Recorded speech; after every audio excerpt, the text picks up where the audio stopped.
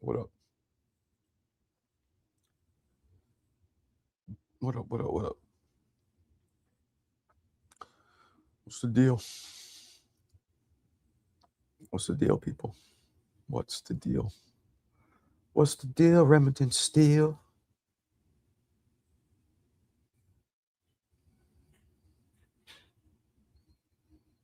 What's cracking, people?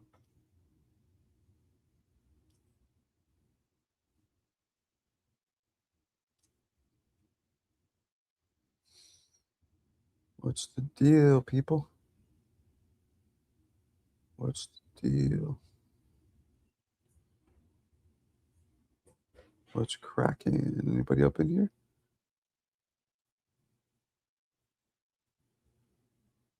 Anybody up in here? Not? What's up, Raf? My man, Raf. What up?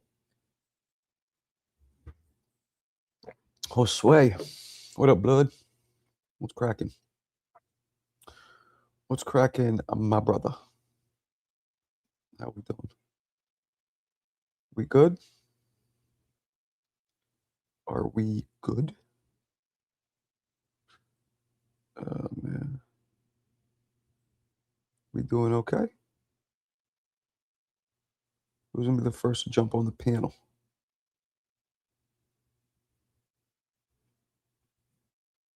Who's going to be the first to jump on the panel? That's the question. That's the question of the ages. That's the real question right there. Who's going to be the first to jump on the panel?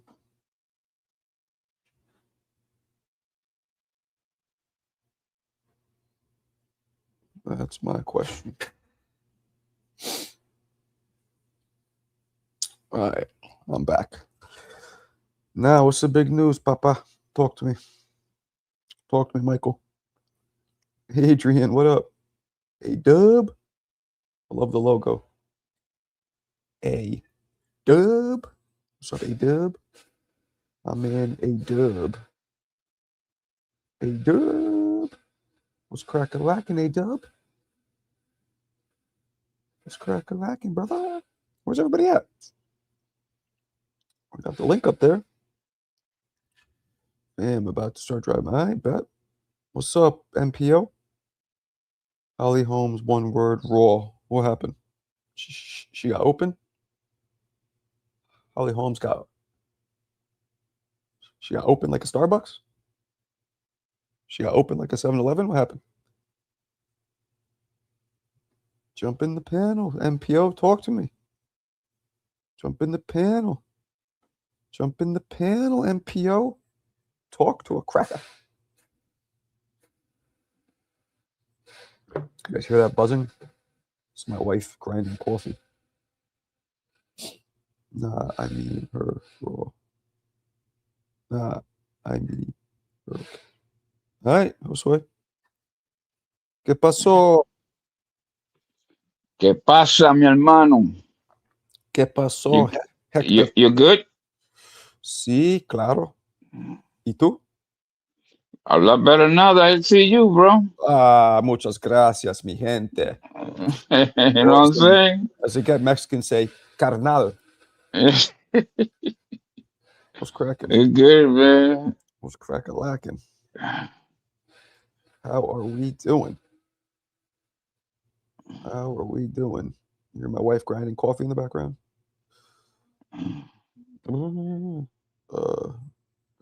Got a bunch of these up here. What is this one? Yeah, just got finished watching the yo.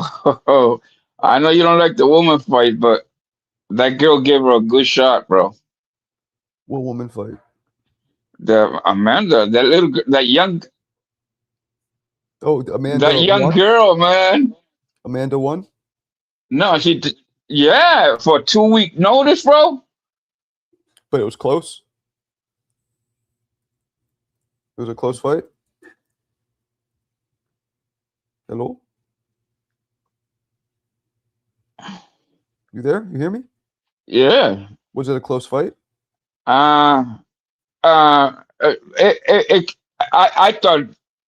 it was a moral victory because that girl came in underweight, 22 years old, and she had to fight if it was a 2 round fight, Mm-hmm. I mean a 2 minute round fight, Amanda would have been in a little bit of trouble, bro. Right. You know when do you see her face tomorrow, bro? She couldn't see both eyes, bro. Damn. Yeah. That's And the crazy. girl, and yeah, that girl's gonna be a problem, bro. She's gonna be a problem for anybody at that weight. I'll bet. And if she goes down to her normal weight, a bigger problem. Mm. Okay. Yeah, I mean, but the girl's been fighting since 7 years old, man. So she know how to fight. You understand what I'm saying? Right.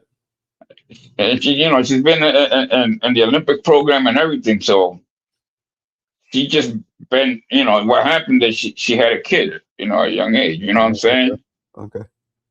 So, she had to put it on the back burner for a minute, let the, help the kid out growing up. Put it on the glass. But she comes from a boxing family, though. She does. Like, all her sisters fight and everything. So, Oh, good. Cool. yeah. Oh. I mean, yo, my man, I never see. Yo, this girl did to a man what Katie Taylor couldn't do, bro. Busted her face out, bro, completely, bro. Damn, word. Yeah. Even though Amanda won, and she tried to get her out, and because she was going for the record, right? Some kind of record, I don't know, some kind of knockout record, whatever. Christian Martin's knockout record. That didn't happen, bro. Mm. And Okay. I doubted she's gonna get a rematch too. But she ain't gonna give that girl a rematch, man. She'll be older, and that girl's gonna come in with a real freaking camp. Mm-mm. Hmm. Mm-mm. Mm-mm. She- Smoking oh, you know who was there with a broken jaw? Smoking Mo Frazier. Jake Paul was there with a broken jaw, bro. Yeah, he walked her to the ring. Joke Paul. I didn't see that. I didn't see Yeah, that. I see him in the background in the thing. Being interviewed, and he talked about when he sleeps, it like hurts his jaw. I can imagine, that's a serious injury, getting a bone snap. Like his I didn't see him walk. I guess he did walk to the ring. crazy. He had to lose teeth and everything. That's dedication. Oh man. yeah, People he's don't call him and watch guys still call him a fake fighter and all. I was crazy right about to say that, Mo. You don't call him a real fighter after this. Boy, Hey, did you see Amanda's face, bro? Hey, Huh? I mean, she had a welt under her left eye, or her right eye, rather. But I mean, it happens. She has she has high cheekbones and a broad, eyebrows. This happens to a lot of fighters that have facial structure like that. Nah, man. Nah. You get welted up all the time. Yeah, but that little girl's gonna be a problem, bro. That little girl can fight, man. Yeah, she was in there looking Maybe, shabby though. That was my only misgiving. But she's a small girl, right?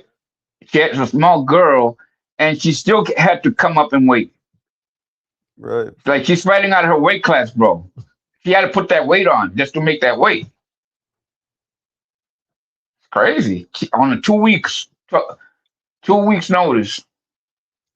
Yeah, I hope they bring her back. I mean, she's a pretty good boxer. She was getting some good work in picking. Yeah, that's what I think. I think Jake Paul might like. Yeah, I think MVP and these people are like, this girl. I might want her for my stable because she might be the best in our stable. Although it's crazy, man. She was better than I thought, man. She was. Like I was telling Michael, she's been fighting for since she was 7 years old, though. She knows. Did your cousin lost? Yeah. Actually, you know what, man? I said a couple of things, man. And my sister, freaking Big Mouth, she's over there right now, and she freaking spoke, bro. And I told her, man, she didn't get it best, and I think, and she said how family stuff bragging because I said a little bit something negative about him.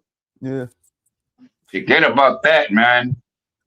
She gave me brain. I try to get for you. She sent me a text, and I sent it back. He said, "Nah, it was my sister. I was talking to my sister, and all I said is that maybe it's time for you, to take care of your business."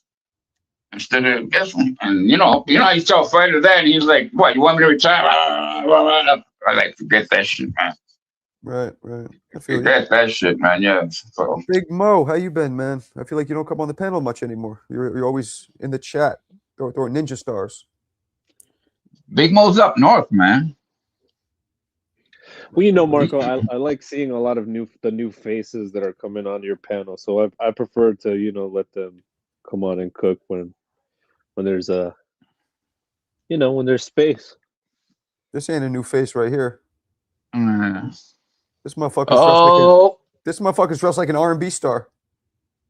Oh yeah, he's G Money, bro. Right here, let's go. About you night and day. Alan Day was good, bro. What it do, man? Alan Day. Alan Day. If I was in the West Coast, that man was gonna be my lawyer and my freaking R&B star at the same time, bro. Alan,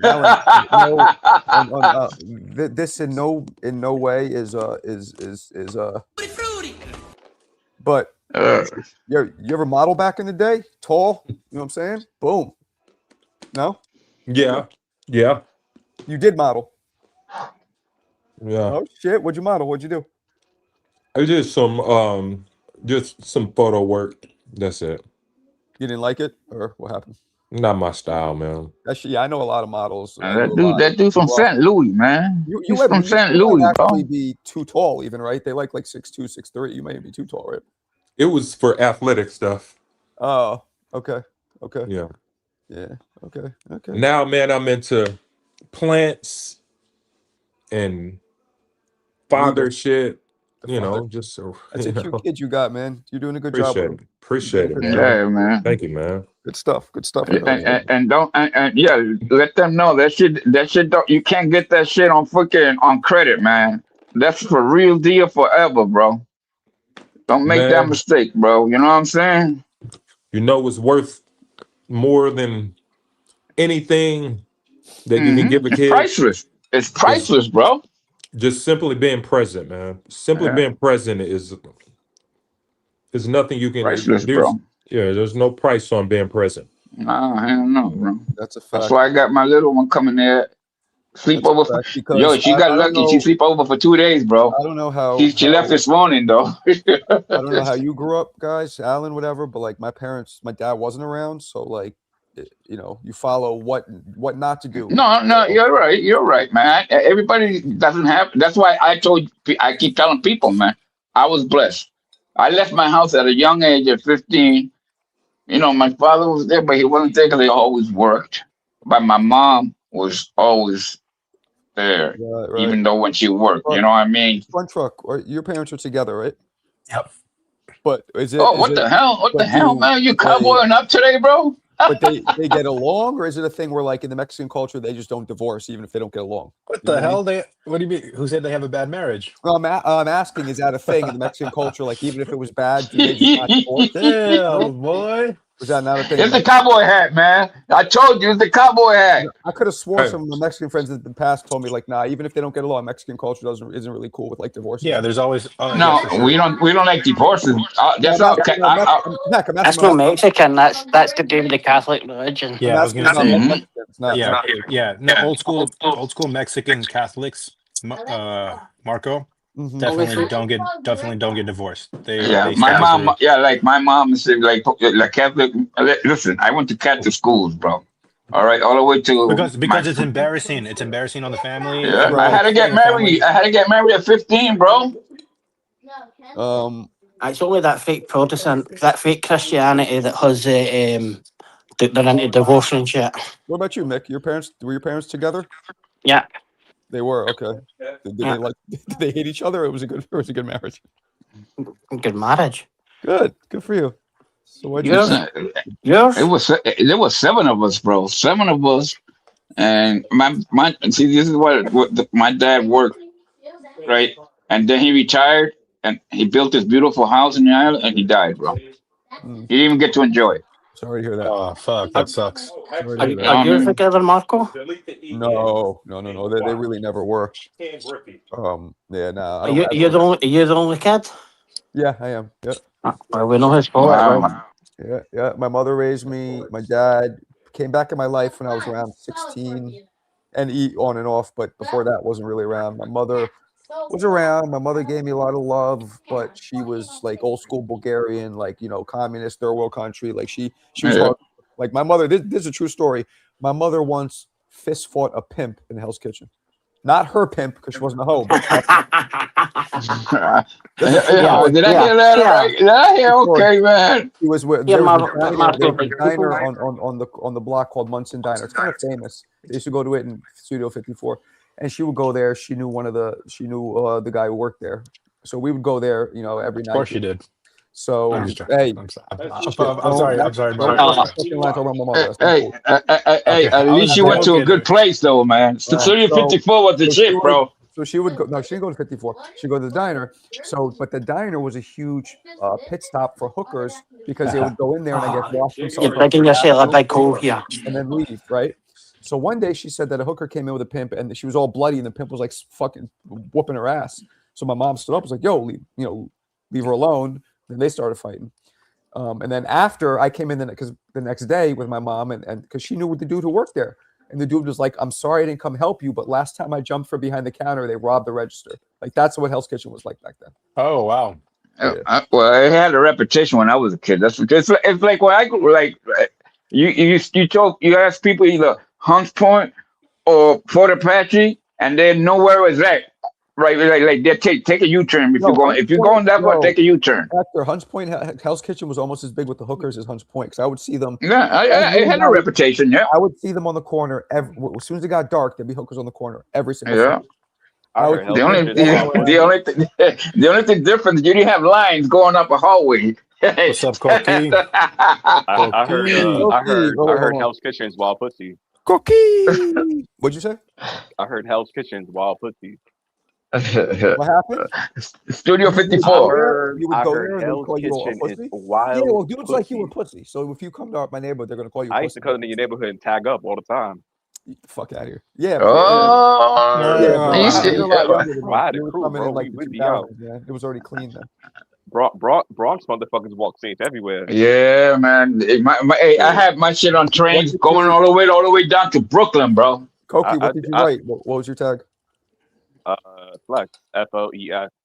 FLEX. Were you hardcore into it or just now? Because a lot of my boys. It was a little crew I had, a little skateboard crew. We used to go up in because we didn't have a skate park, so we would go to like different areas where they had staircases, and every staircase we had after we were done skating, we would tag up the ledge or So a couple of my friends were hardcore into it. Like I remember rolling with them, and I'm talking. We're running from cops into train tracks. Like they would get. I got into fights because. Hey, listen. When I got back from the service, bro, it was cleaned up, bro. Let me finish, please. They would like get in fights because they're like riding over each other, and after a while, I'm like, this shit is stupid. I'm not fighting for you because you fucking rode over somebody, and I just stopped. But were you like that? Were you that into it? No. But I did meet one of the guys, one of the legends. He had like one of those books. Like I forgot his name, but I got to meet him one time. It was actually pretty cool because he was doing it in the 70s, like when when I was remember the trains, like they when I came back from the service, it was done. It was clean. Yeah, when I come back. But I get you. But that's like back in the day. You had nothing to do. So. But you were coming in Hell's Kitchen. You were coming around there. What in the 2000s, right, Cokie? Yeah, early 2000s. Yeah, it was already starting to. It was already a lot better. Oh yeah, of course. It's a whole different world. The 80s and early to mid 90s were rough, and then they started. I'm joking, by the way. My boy Mike, he's from there, and we joke all the time. But wait, he's not from Hell's Kitchen proper. He's from like 30-something street. What street did he grow up on? I think 40 something. 6. Did he grow up in that? Yeah, like by the west side, like close to. Did he grow up in that big building that's for artists? Yeah, that's where Alicia Keys grew up. Yeah, that's what he told me. See, that shit is Hell's Kitchen, but it's like right on the border. I asked if they were related because they both light skinned. I asked, are we related? Alicia? Yeah, so that building is weird. I don't know how they do it, but it's a high rise in New York City. It's a little bit of an older building, but they charge you less rent. I think the government subsidizes it, but you have to be an artist. Somehow you have to be an artist. I hate that shit, bro. It's weird. And how do you prove you're an artist? Like, what? Yeah, give a portfolio? I don't get it. Shakur Stevenson is an artist. He's going to prove it against Teofimo Lopez soon. I agree. Shit. I agree. He We're might. going to see a shutout. He might. I hear you. I hear you over there, Fun Trucks. Tell you what. Let's do this. Let's bet. let's bet your cowboy hat to a mariachi in this fight. Oh. Alan Day, with your track record, I'll take any bet, bro. Oh. I feel like my track record is great, actually. Yeah, oh yeah, that's what you said about Pitbull, and that's what you said about Brian Norman Jr. Right? If Fun Truck Pitbull was going to get schooled, he's going to get 12-round walked over, get a boxing listed. Easy. I still, I mean, after the rewatch, I had Lamont Roach winning, even though he came up two weight classes for that fight, and got knocked on his ass. And I still think he won the fight. That's how bad Pitbull is. Right. You get knocked down early in a fight, and you still come back and win the fight. I don't even remember that Pitbull dropped him. That completely fucking escaped my memory. Well, he did. Wow. And to use the word drop for that is kind of sat him on his ass. What he did, really.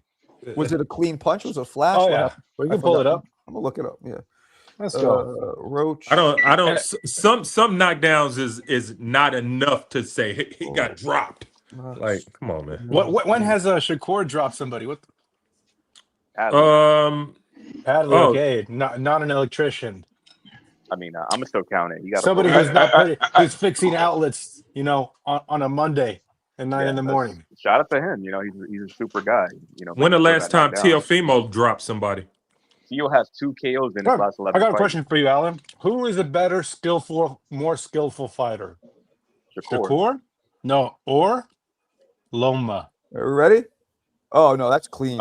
I would say Shakur because you guys forget Loma was a late starter. But he didn't. His butt didn't.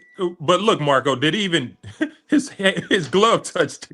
No, I got you, Alan. But a knockdown is anything touching the canvas. No, I understand that. But it's not. It's worth noting that.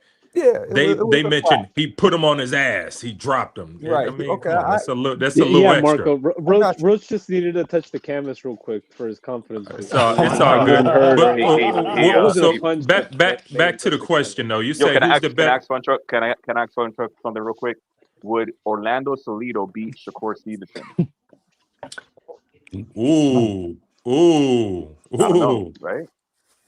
Because we talk about Loma and like Teo fans love to mention Loma like this fucking grace of I'm a Loma fan too. I like when guys have those stoppages like the boogeyman shit. I love that shit. But Loma was beatable. You know what I'm saying? Shakur has not looked vulnerable in any of his fights. I haven't seen Shakur look vulnerable since vulnerable. No, but back to my question, Alan Day. Who is the more skillful? No, skillful. You didn't answer my question. No, yo, hold on, cowboy. You didn't answer my question. Don't do that to me. Don't play me like that, bro. I don't know who the other fighter is. I'm sorry. Orlando Salido is the Mexican guy that beat Lomachenko. His first loss. His first loss. Yeah, Salido's actually a good fighter. He beat a lot of good guys on his resume. Okay, I'll go back and watch him. I do remember watching it a couple years ago when I got into boxing, but I can't recall. I'll say, Salido would be the best guy on Shakur's resume. How about that? He'd probably lose, but he'd still be the best guy on Shakur's resume. That's how dog shit god awful. Wait, so back to the question. So is are you asking who's better, technical or who's skillful in what way? What are you asking? Who is the more skillful boxer? Question mark. Teo could be pretty fucking skillful when he's on point. No, he said Loma and Shakur. Oh, I'm stumping Alan Day. You're seeing Alan Day or Shakur. Trip up. Loma is such a different breed of fighter. He almost different type of fighter. It's Loma, hands down. He's a more complete fighter. He could do it's everything. Not. He could no, do what it's Shakur not. could do. But that's Shakur not the can't do what Loma question. can do. That's not the question, my guy. Who's the more skillful boxer? Who's the more complete fighter? That's a different question. I'm asking you who's the more skillful boxer. Well, to me, someone who's more skillful is someone who has more tools, and Loma has Shakur is the more skillful boxer than Loma. I think Shakur. Yeah, I'm picking Shakur. And on top of that, I think Shakur would have washed Loma. And there's a reason why Loma ducked him. So I'm taking Shakur to beat. What's the reason? Talk to me. What's the reason? He didn't want that smoke. He knew Shakur was just too damn good for him, so he didn't want to take that fight. So he fought Devin Haney and Tio because he thought he could beat them. He thought they were lesser fighters. He didn't want to fight Shakur because he thought Shakur was a better fighter. They did try to get that fight, and he didn't take it. So, yo, Chiwango, you know who lives in Fort Greene? Rosie Perez. She lives out there. Would you, Marco? Who is the more skillful boxer? Shout out to Fort Greene. It's dope out there. Shakur or Loma? You say who's the what? I asked Marco the same question. See, here's why I have a problem with this. Loma is one of the most skilled I've ever seen, but not in a traditional sense. Whereas Shakur is a traditional sense skilled. So I gotta say Loma because he has the footwork, he has everything. Okay. I just want to present. But again, you're going back to the that's not the question. That's not the question on who's more well-rounded, who has everything. I know. It's flat out skills. That's what I was trying to ask. But wouldn't footwork have to do with boxing and with skills? Like that's what I was trying to ask. He mentioned the most skillful. And coming forward and making a fight is a skill. That is not a thing that anybody can do. And Loma does that exceptionally. And yeah, but we can't say that. Things that you. But here's the thing: he cannot fight off the front foot. But Loma did all of that, but he was just. We can't say he was unscathed. Shakur is an unscathed fighter. That's not what we're talking about. That's not what we're talking about. But I'm saying, if you can do all of that, do all of that, and you still get touched up. Come on now. That we got some questions. You still get touched up. Who gives a shit? He won. Right, if he wins, Lomachenko. Robert, what up, man? Where you been? Robert Gallegos? We found out Lomachenko had hoes. He's weak to the body. His goal was that he was too small and he was too old to fight the guys he was fighting. Those were the holes. He was in too his small. game. I agree with that. He was definitely too. He was too small. Hold on, guys. He did lose that 126 though. To who? He did. Oh, that was his Salido. Yeah, his second fight. Salido, his first fight. Yeah, that was his first loss. It was his second fight. He was blowing his load. I just want to back up my point here. My point is that Tio has faced a very high-level, skillful boxer, and he beat him in the 12th round. I don't care what Tio has done. What they have to do with when they fight. No, you can't bring that fight to the fight. Michael. No, you can't bring that fight to the fight. Right too. It's totally different, but it does show something. We can't just ignore it. Totally different fighters. Shakur and Loma, totally different fighters. It is. But I'm talking about the puzzle in front of him. But I don't think. What I'm saying? But Loma's you watch that fight. You watched that fight when he was 31 years old, Marco, at his prime. Fun Trucks. You watched that fight. And it was nothing that Tio did to uncover a puzzle. He just outbigged him. He was just outbigged him. Loma is Loma difficult. Dude, Loma didn't throw punches until like the 6th or 7th round of that fight. Right, but that's a matter of style and fight. Tio didn't dominate that fight. Tio had his ass on precise range like Google Maps. Tio was ranging him. He was just bigger. He was just a bigger guy. He was just a bigger guy. He jumped on top of him. He jumped at best 7'5" for either guy. Tio jumped on Loma, man, and he did it because he was the bigger guy, and that's what I saw. Hey, man, but it's like it gives us insight into his IQ, but it also is like, hey, that's not Shakur. That's just not him. Who the fuck's breathing like they're doing something ungodly? Gross. So he's like, all right. So do you have Shakur beating Loma or Loma beating Shakur? No. And I think you're not getting what I'm trying to say is that Tio has faced an elite, skillful boxer, bro. It's very difficult to beat Loma, and it's a chess puzzle in front of him. Pound for pound great at the time, right? And he figured it out. You know what I'm saying? So can he do the same against a Shakur? I didn't see it as a puzzle. I mean, Devin Haney figured it out. Right, years later, after. But Devin beat Loma in a totally different way, totally different style. Which I thought he lost. I thought Devin lost. I thought he beat him. Yeah, but for Alan, Alan, even you can see that was close, right? No, it was a close fight, but I still had Haney winning the fight. That's the argument. I had it down the middle each time. Live, I thought Haney won. In the replay, I thought Loma won. What's I up, can man? end this Loma argument. won 7-5. Would Shakur beat Gary Russell Jr. in his third fight when Gary Russell Jr. was 24-0? Yes or no? No. Yeah. No, not even fucking close. Right. Then in his fifth fight or his sixth fight, would they beat Nicholas Walters, who was KOing everybody at 130? Nah, he wouldn't have. So and then he even went up another weight and beat Rigondeaux in between that. He was a freeweight world champion in 10 fights. Yeah, but And he Rigondeaux was was small. beating and I he was mean, beating.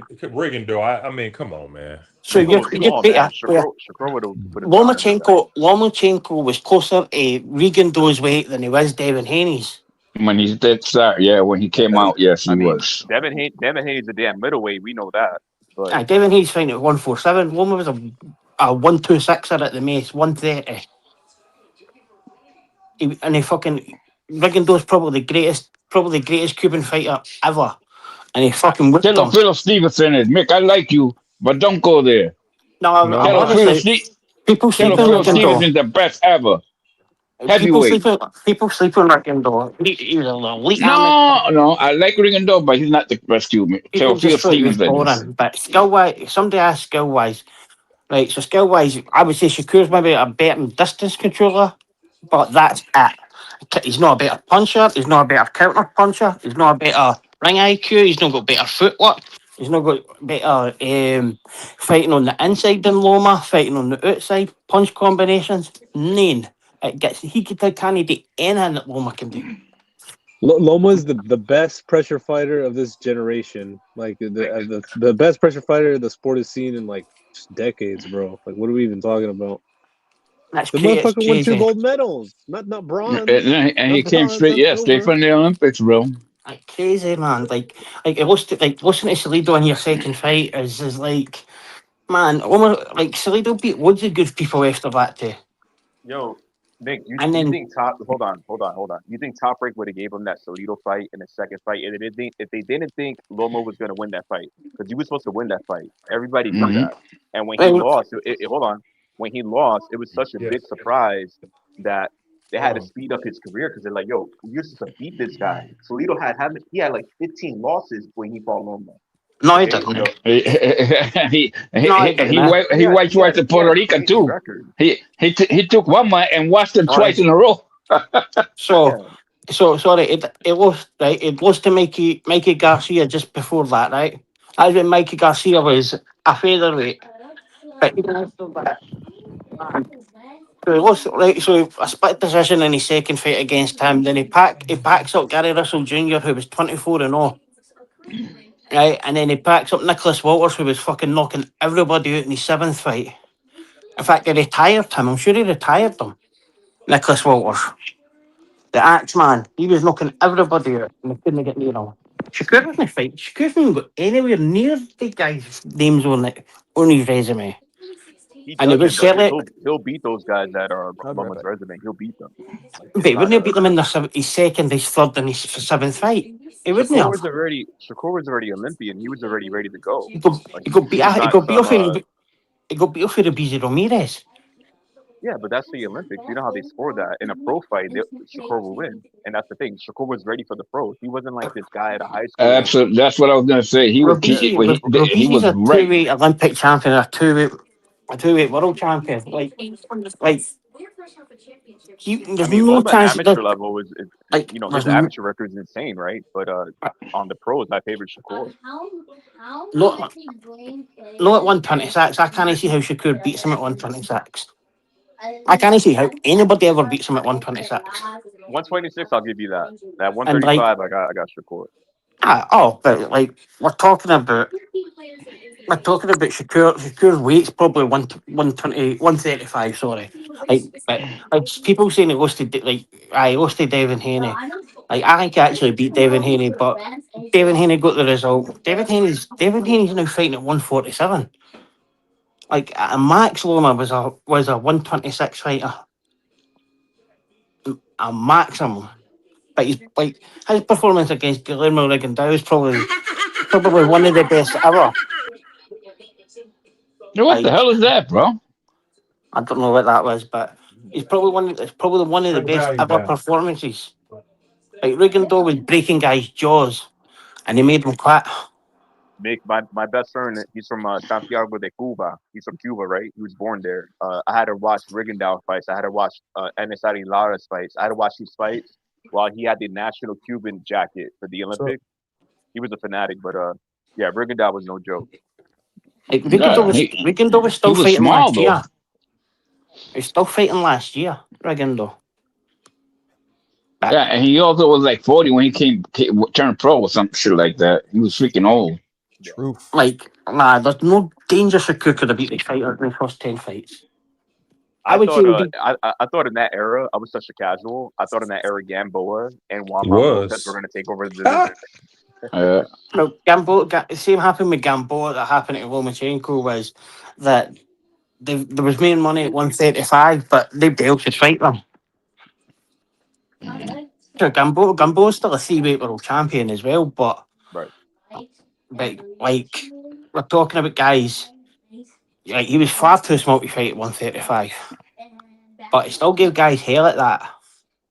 But nah, like if you looked at Lomachenko's first 10 fights and you say to Shakur that when you turn pro, you fight the 10 guys, I reckon Shakur's gone 2-8, and I like Shakur. I love Shakur, but you'll be lucky if he wins half the fights.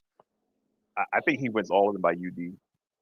Like it'll be tough fights. Like, don't get me wrong, Toledo's no joke. Toledo has beaten like world-class guys, but you know, Shakur finds how he wins rounds. You know, he knows all that art of boxing bullshit, which I'm not a fan of because I like pressure fighters. I like Loma. When Loma had that streak of no mas, remember Lomachenko? Yeah, I was crazy about that. You know, he did that to Walters, man. Walters like, fuck this dude. I ain't gonna fight this dude, bro. Yeah. And he was undefeated back then too. The X-Men. And you know, don't get me wrong, Loma is a generational talent. Like, we're gonna see another Shakur probably, like, you know, in 2 years. We're gonna see that type of level at all the time. It's that level works better in the pros because it's more longevity. These guys know how to win rounds. They know how to, you know how it goes. So for me, you know, in a pro fight, I got to favor Shakur. Cheers from Deutschland. Sprechen Sie Deutsch. I couldn't see Shakur's Lomachenko's first 10 fights. Jose Luis Ramirez, who was 30-2. Salido, who lost to Gary Russell, 24-0. Pyro Piniano, who was the WBO mandatory. Gamir Rodriguez, Roman Martinez, Nicholas Walters, Jason Sousa, Miguel Maria, and Guillermo Rigondeaux. There is no danger Shakur's winning half of the fights as he turns pro. Straight away. No chance. And that Deepwood, do you remember Jason Sosa? Yeah. Tired him as well, didn't he? Made him quit. Yeah, he got I like that point, Konki, that you said. Like you said, that you'll see a style like Shakur more often than Loma. You won't see another Loma in a long time. Yeah, I agree about that. Loma was different. That's what you said. Yeah, but my argument about Loma is that I don't think his skills reflected his accomplishments. Take that how you want it. I don't think his accomplishments matched his skills. Like, if you think, well, he had to be skilled, man. He had to have some kind of skill. What can you no, he had skills, but he what could you I think his career was a bit overblown. That's all I'm saying. He was a little overrated. Did you just hear the 10 fighters he fought in his first 10 fights? Dude. So what? Like, you're gonna have to figure it out. You're running out of time. How is that? Like, go and name Shakur's first 10 fights, and you're telling me that go and name who he fought in his first 10 fights, and compare them. I mean, it's not even close. Yeah, but that's not necessarily his fault on who he fought, man. Like Lomachenko really had the gold spoon of top rank. They gave him whatever he wanted. Like, he didn't really have to do anything. There's not a lot of guys who get to come right into the game and get title shots. There's no many guys that want to come into the game and fight fighters who are seasoned world champions. It's plenty of guys. And the lower divisions, you do that, bro. They come out of the Olympics and become champions real quick. What I'm saying is plenty of guys. If they had the opportunity that Lomachenko had, they would have took it. Guys don't get that I chance think all the Shakur's time. one of those guys that would have done it. 'Cause he was Of course no he chance. did. Of course, if he had that chance, he would have. I Nah, disagree like because he entirely. was the Devin top Haney- rank Devin as Haney well. He's raw. tiptoed through the tulips his entire career. Get out of here, bro. You're making excuses for this kid. And He I could love have fought Shakur. Devin He's a Haney great and he fighter. didn't. He could have fought a lot of guys and he didn't. yeah, I mean, it's probably well, he definitely could have fought Devin Haney, and he tried to fight him. So what the hell? You know, he did it the right way. You want to fight me? Prove it. You know, let's see what you're talking about. And it changed 17 fights for Shakur to even go with Jamel Herring.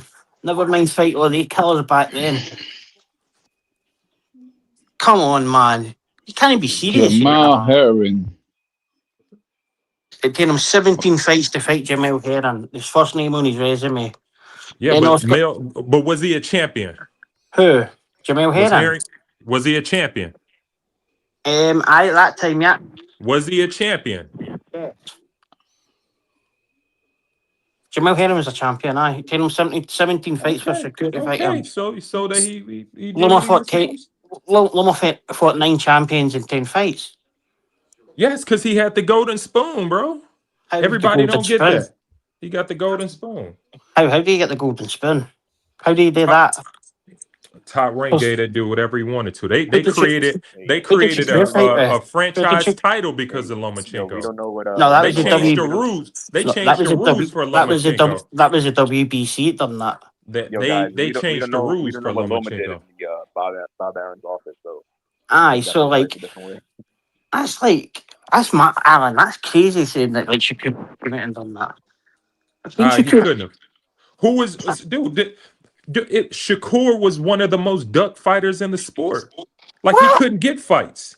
Nobody was trying to fight him. Who was Shakur's promoter? He's been hunting down Tank for years. Who was Wait, why Shakur's isn't he promoter? hunting down Keyshawn? Why isn't he hunting down Keyshawn? Why isn't that fight happening? Who was Shakur's Because promoter? that's a He's the fight. most That's duck fighter in the sport. Why isn't he hunting down Abdullah Mason? This is the most duck fighter in the sport. Fuck out of here, bro. You're making up excuses. Let me see your face. Let me see your face. Let me see your face. Who? Whoever said that. So Mosif. So here's the thing. Mason just coming out of prospect level. He's just coming out of prospect. Right? What are you talking about? What are Okay. you talking about? And Loma- nobody and Loma was a and champion? also hold on, wait a minute. Champion? First Isn't he a off, champion? nobody I thought he was a champion. asked My bad. nobody asked for the Keyshawn bout until Shakur started asking for Tank. And then Tank like, why don't you fight Keyshawn? And then all of the dickheads start saying, oh, you need to fight Keyshawn. You know what I'm saying? Get the fuck out of here. Get the fuck out of here. Who Ain't did nobody Shakur- asked for the Shakur Keyshawn until Tank started saying Who that. did Shakur turn pro with? You said what? Who was Shakur's promoter when he turned pro? I don't know, man. I guess he's top ranked, but I don't know if it was somebody else Top before rank. top rank. Top rank. So I Did he can't come speak. straight out the Okay. Olympics? Did he come straight out the Olympics as the only American medalist at that time? As America's great hope, and just got beat by the Cuban and in tears, and the whole country was behind him, and came out. And you didn't think he'd have got the golden spoon treatment? And a Ukrainian that had Well- never been in America did. All the black fighters don't get that type of opportunity with top rank. You What? What? Oh my! You can't. Wow, well. Muhammad Ali and like what? Like what? Yeah, What? yeah, I ain't going there, bro. That's Marvin Hagler a star. Terence an Crawford? attraction. Terence Crawford, oh man. Floyd Mayweather. What are you talking was about? tough. They all left for a reason. They all got away from him because they knew what time it was. Like Bob Arm just didn't do work like he did Like, for everybody. Bob Adams, the greatest promoter, American. And I'm promoter in not history. disputing. In fact, it still is. I'm not disputing that. I'm not disputing who he is, what he's accomplished. But at the same time, in modern day, he kind of dropped the ball a little bit. He's still the best promoter in America. If you brought him Nah, across I ain't saying that. I'm Who- definitely who's- Modern who's- day. So who's better? Eddie Hearn we is don't the count best. we don't count what happened before that. It's just modern day. who's better than him? It's an American, Alan. An American. No, I promoter. mean it's all about in Yeah. businesses. What have you done for me lately? That's what it is when we talk. Well, business. just say that. Yeah, that's fine if you say that. But He's No, giving you not Teo like and that. Shakur. You say what? He's giving you Teo and Shakur. He's Teo's promoter. He gave you Osaki Foster recently. He gave Shakur all his titles he's got. He gave Shakur all of his titles. He just made Abdullah Mason the youngest world champion in boxing. So Bob's doing no bad. Yeah, I mean, but you know, that's after, you know, lawsuits and Alan, shit. you're getting cooked, bro. No, I'm not getting cooked. It had to be lawsuits and everything. Who's the greatest fighter of this generation? Terence Crawford, probably. Yeah, and he another didn't. Another back fighter with Top Rank. And Terence Crawford didn't get his shine like he was supposed to until he left Top Rank. Keyshawn's career is going to elevate by leaving Top Rank.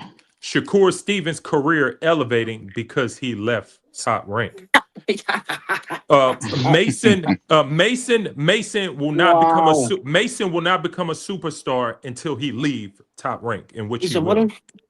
Mason will never be a superstar anyway, I don't think. Okay. Well, that's your opinion, but that's not necessarily a fact. I believe he's promoter. Mo, what was that link you posted about Janabek D sample? Who's promoter? And we can't even get Shushu's getting his first title shot at damn near 30 years old. Exactly. Bob's worked a miracle to get him a title shot because he's so average. And Bob's actually pulled the wool of people's eyes with this fight. Dude, every single point, Alan, you're making mixed rebuting like fucking fire. Man. You said Top Rank never promoted a good black fighter. Who said that? I did not say that. I did not say that. What did You're you making say? shit up. I never said that. Comprehend well. I never said that. What you said was that Bob Arum favoured a white Ukrainian, and he didn't. Bob Arum never gave Shakur the biggest contract coming out as a pro. And because he wasn't getting the golden spoon for Bob Arum because he was a black fighter. Shakur, biggest accomplishment of his career and earning came away from Top Rank. After leaving Top Rank, that's the biggest. His biggest and best accomplishments is on the back heels of him leaving Top Rank. What up, Shelton? I can't believe you said that. What's up, man? I'm listening to Alan Day. You said I'm listening to Alan Day spewing all these talking points that he heard from somewhere else. What are you talking about? He came on fire, bro. He agrees with him. I mean, he agrees with him. You know, and we all know this. If you're trying to develop a prospect, Top Rank is the best place to go. Top Rank gonna find out if you can fight or if you can't. They gonna find out. They don't pay him. They don't pay him according to Allen. They don't make no money. They gonna put you in situations where they gonna find out if you can fight or if you can't. 100%. But once you become a champion and you want to make a lot of money, you got to get away from them, because one thing Bob's model is going to do. Bob Arum has never been accused of not paying nobody. Nobody ever says Bob Arum owes me money. But what Bob is not going to do, he's not going to overpay. Top dollar. That's what he's not going to do. He won't. He's not going to overpay. He'll make you earn it. He'll make you earn it. So, yeah, he's going to pay you what him and his team believes the fight is worth. That's what he's going to pay. Shelton, a question for you. And then he's gonna use that excuse he's done with every fighter. I could have bought 10 matches in Beverly Hills with the money I've invested in you. You know how many fighters he done told that? If you listen, Alan, hold on. If you listen, every promoter says that when the fighter's not gonna resign with him, he ain't gonna leave. Exactly. Every promoter used the same Bob Arum method. You know what? Bob Arum is the greatest because everybody learned from him. Yeah, I remember Don King, literally telling fighters, sign a contract with me for $1 and I'll make you a millionaire. But what you do with your money, that's your problem. But I'm gonna get my money. And they will sign for $1. But he would make him a millionaire. Don King, back in the freaking 80s did that, bro. This is a real question for you, Shelton. What was your question? What will Shakur's record be against Lomachenko's first 10 opponents and Shakur's first 10 fights? So Shakur fought the same 10 opponents that Lomachenko fought when he turned pro. What would his record be? I can give you the names if you want. So you had, like, No, I think he'd be like, but he would probably be 8-2. So do you think he'd be right? So you think he'd be beat? You think he'd have beat Salido, Gary Russell Jr., who was He'd have lost to undefeated? Salido. He would have lost to Salido. I don't think any prospect would have beat Salido because Salido gonna blow the weight and come in and beat you up. So he'd have lost to Salido, and he would have lost to Gary Russell. He's right. He would have lost to Mr. Gary Russell. And would they have lost to Nicholas Walters in his 5th or 6th fight? Nicholas Walters would have beat him as well. Undefeated Nicholas Walters. Yeah, Mr. Gary Russell would have beat him. Mr. Gary Russell would have beat him. Yes. Nicholas Walters would have beat him as well. There's not a guy. I don't know. There's I don't not know a guy about Nicholas on Walters because Nicholas Walters. Remember, Nicholas Walters couldn't really box. He was a power puncher. He couldn't really box. Power puncher, yeah.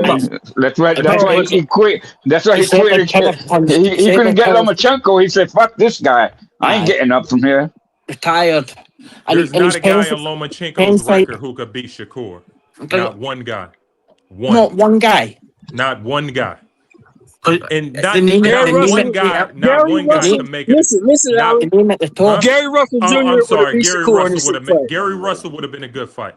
That would have been a good fight. He would have beat Shakur in the fight. Shakur doesn't ever beat And Shakur's third fight, and Shakur's third fight, you think it'd be close? But that's the only you can't close put a fight 6-fight guy in with Gary Russell. How would they go on with? How would they go on with Guillermo Rigondeaux's 10th? How would they go on with Rigondeaux's 10th? We also got to consider Gary Russell that night because we don't know if Gary Russell that night was the same Gary Russell throughout his career. Was the best Gary Russell. It's 24-0 Gary Russell. I don't care. Every fighter don't come into that night feeling their best. So you know, I'm the Lomachenko that beat Gary Russell. I'm betting Shakur beat that same Gary Russell. And based on the third fight. And it would have been a good fight. It would have been a good fight. Honestly, that is the maddest thing I've ever seen. Shakur would have outboxed Salido. Gary, the Gary Russell. And he's second fight, Cookie. Yeah, Salido has flat feet. He doesn't move around the ring. Shakur would have danced around all night.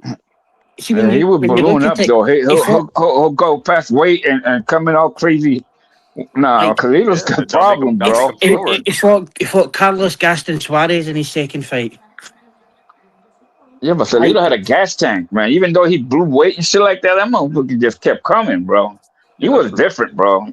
That's why they kept putting him in the championship fights with all those losses. He had all kinds of losses, and they kept giving him freaking championship fights because that motherfucker always came out, man. I think he's about a 4 or 5-time champion. Salido old-manned him. He old-manned him in that fight. A split decision, but there's no way Shakur Stevenson turns pro and beats him there. And no chance. No chance in his second fight. I think he does in the second fight. Just because out of the Olympics, he wasn't a prospect. Shakur was ready to win titles. He was not just a raw prospect. He had all the tools, all the skills ready.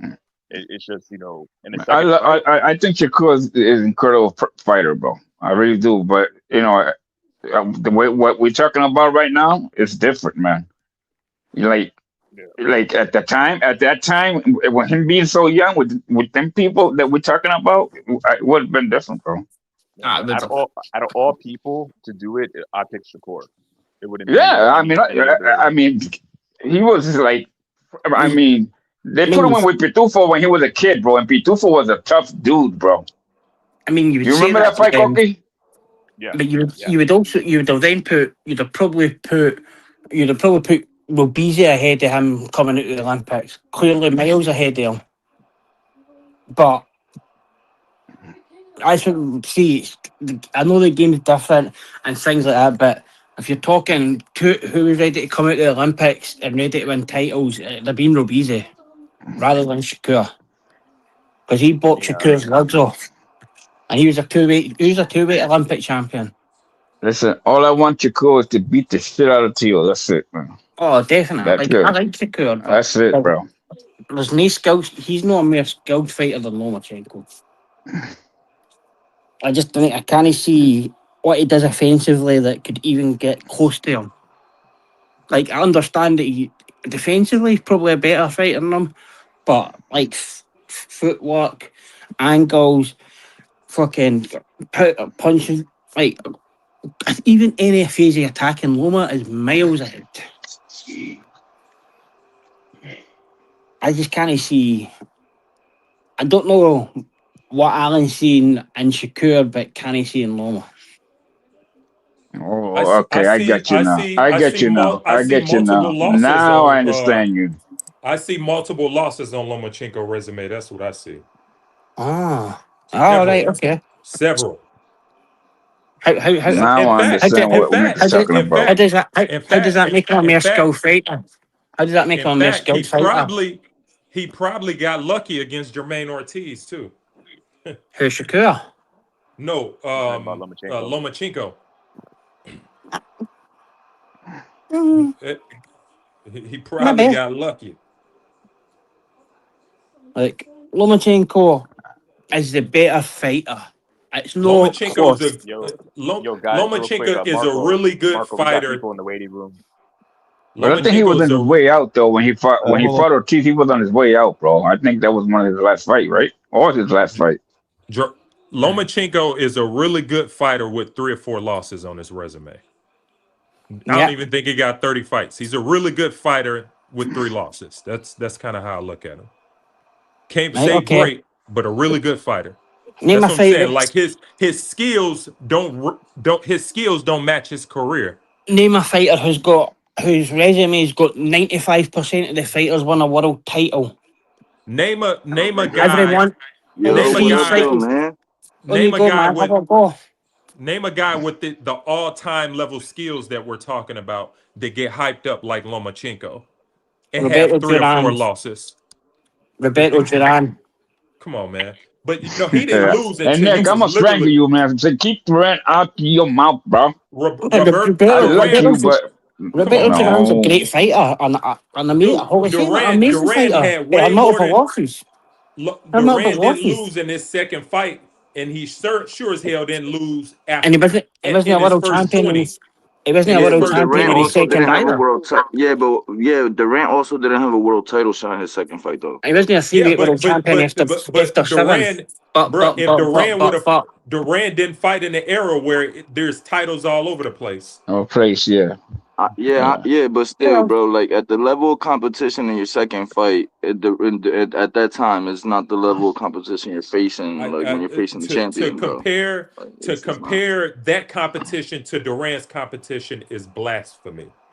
Compare them with the first to compare Durant's second fight to Lomachenko's second fight is fucking blasphemy. Like, what are we really talking about here? But do you know who Duran fought in his second fight? No, that's exactly my point. I don't, and I know Duran's career. You can't make that point because you wasn't there, bro. You wasn't there, so you can't. You wasn't there. The fuck that got to do with anything, bro? So we don't know. What are you talking about? So yes, we do fucking know. We got fucking pro box and internet. What are you talking about? We got videos and shit. What are you talking about? We weren't fucking there. We wasn't. What do you mean the internet? The internet got it filed down. Does the internet got his record or not? Does the internet got his second fight filed or not? What do you mean you don't care what the internet say? So tell us about his second. So tell us about his second opponent. Tell us about. You're gonna ask me that when I just told you I don't know about his second fight, which means I was just saying that proves my. Let me talk. Let me finish because I didn't cut you off. Let me finish because I let you ask your question. Let me finish because I let you ask your question. I'll let you ask your question. So let me finish. I'll let you ask your question. So let me answer. I'll let you ask your question. So shut the fuck up and let me answer. Be a grown man, bro. What are you talking about? Fuck.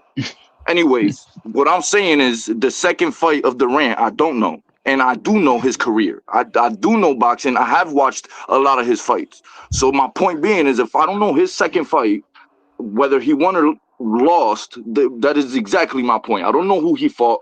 It's probably a nobody, probably a losing record. So for you to compare his second fight to Lomachenko's second fight, which is a title shot, it doesn't even make sense. So it took Roberto Duran 29 fights to fight for his world title, and then he had to win by a low blow and then no rematch. But you can't make that argument because Duran fought in an era where it was just one title. And he never was an Olympian either.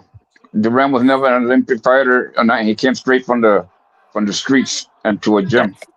Listen, I don't know what the argument is. I think Durant's a better fighter than Lomachenko, but I walked in Durant's my when y'all was favorite comparing fighter, the second bro. fight. He's the most comparable fighter to Lomachenko in the last whatever amount of years. He became champion when he beat Buchanan. He beat Buchanan. Low blowed him. Poof. But I get that. Look, I'm not comparing. Alan Day saying that Shakur would have beat Salido in that in his second fight. Like, it's mad. He says he can't see the skill gap. There's a skill gap between Shakur and Shakur and Loma. When Vasil Lomachenko fought Orlando Salido, he was 41-12. He already had 12 losses. 12 losses, yeah. It don't matter. It don't matter. Was he a champion or not? Was he a champion or not? Was he a champion or not? And 2 draws. So, all right, and what was Durant's second opponent? What was Durant's second fight opponent? What was Durant's second opponent's fight? He had 12. He had 2 more losses. Bro, are you just trying to argue, or are you trying to have a conversation? Are you just trying to argue, or can we have a conversation? He had 12 losses, Alan, but he won world titles after that as well. Hold on. Right quick. Okay, if I'm down to have a conversation, but I'm not gonna sit here and argue. Like, so, you know what I'm saying? If you want to say something and allow me to say something, then I'll do that. I'm not gonna sit here and argue. I'm not here to be ethical. I'm here to talk boxing. So if you want to get some off, go ahead and go. Yeah, well, all right. Well, then let me say it though. Go for it. All right. So you talking about Orlando Salido boxing record, which is Lomachenko's second fight. So what was Durant's second opponent? What was his record? His second opponent gotta be didn't transparent. have 12 Let's be losses, transparent. All right, so just go check his record. No, I checked already. I've been checked. His second opponent didn't have 12 losses. All right, so what was it? It was like 7-2 or something like that. I'll check right now, man. And he knocked him out. He was packing up a lot of people back then, bro. That's my favorite of all time, Mick. Duran, my favorite. All time. Shakur's second fight was against a guy called Carlos Gaston Sanchez, who finished his career with 9-12-3. Get the fuck out. He had more losses than Salido and was never a world champion. Well, in fact, we ain't even talking about that part. You're not talking about that. No, we're talking about we're not talking about. You're lying. You see, I just called you lying right now, bro. His second opponent, bro. Let me talk. Stop doing that, bro. Can we be grown, man? Yeah, his second opponent. But you don't call nobody a liar or something. Bro, can I finish, dog? Stop doing that, bro. Well, at least damn, niggas is grown ass men. Niggas can't have a conversation. Can we have a conversation? Can we have a conversation? Can we have a conversation? All right, so let me finish. And then you can reply. You're lying. That ain't even how you talk to a motherfucker, bro. At least learn how to talk first. How you gonna come in just you're lying? Fuck out of here with all that. Go ahead and spill. What you got? You're lying. You don't even know the guy. All right. So listen. All right. So Juan Gondala was his second opponent, right? 1 win, 8 losses, and 1 draw. So I don't know what you're talking about. I don't know what you're talking about. He was 7-1. You out here lying. Fine. Like I said, you were lying. Maybe I looked at the wrong guy. What the hell? I think you were looking at the wrong guy when you were looking at Loma as well. Though, bro. Like, man, Alan, that's like that's pushing you anyway. I'm on a boxing channel. Maybe I'll bring up the wrong stat.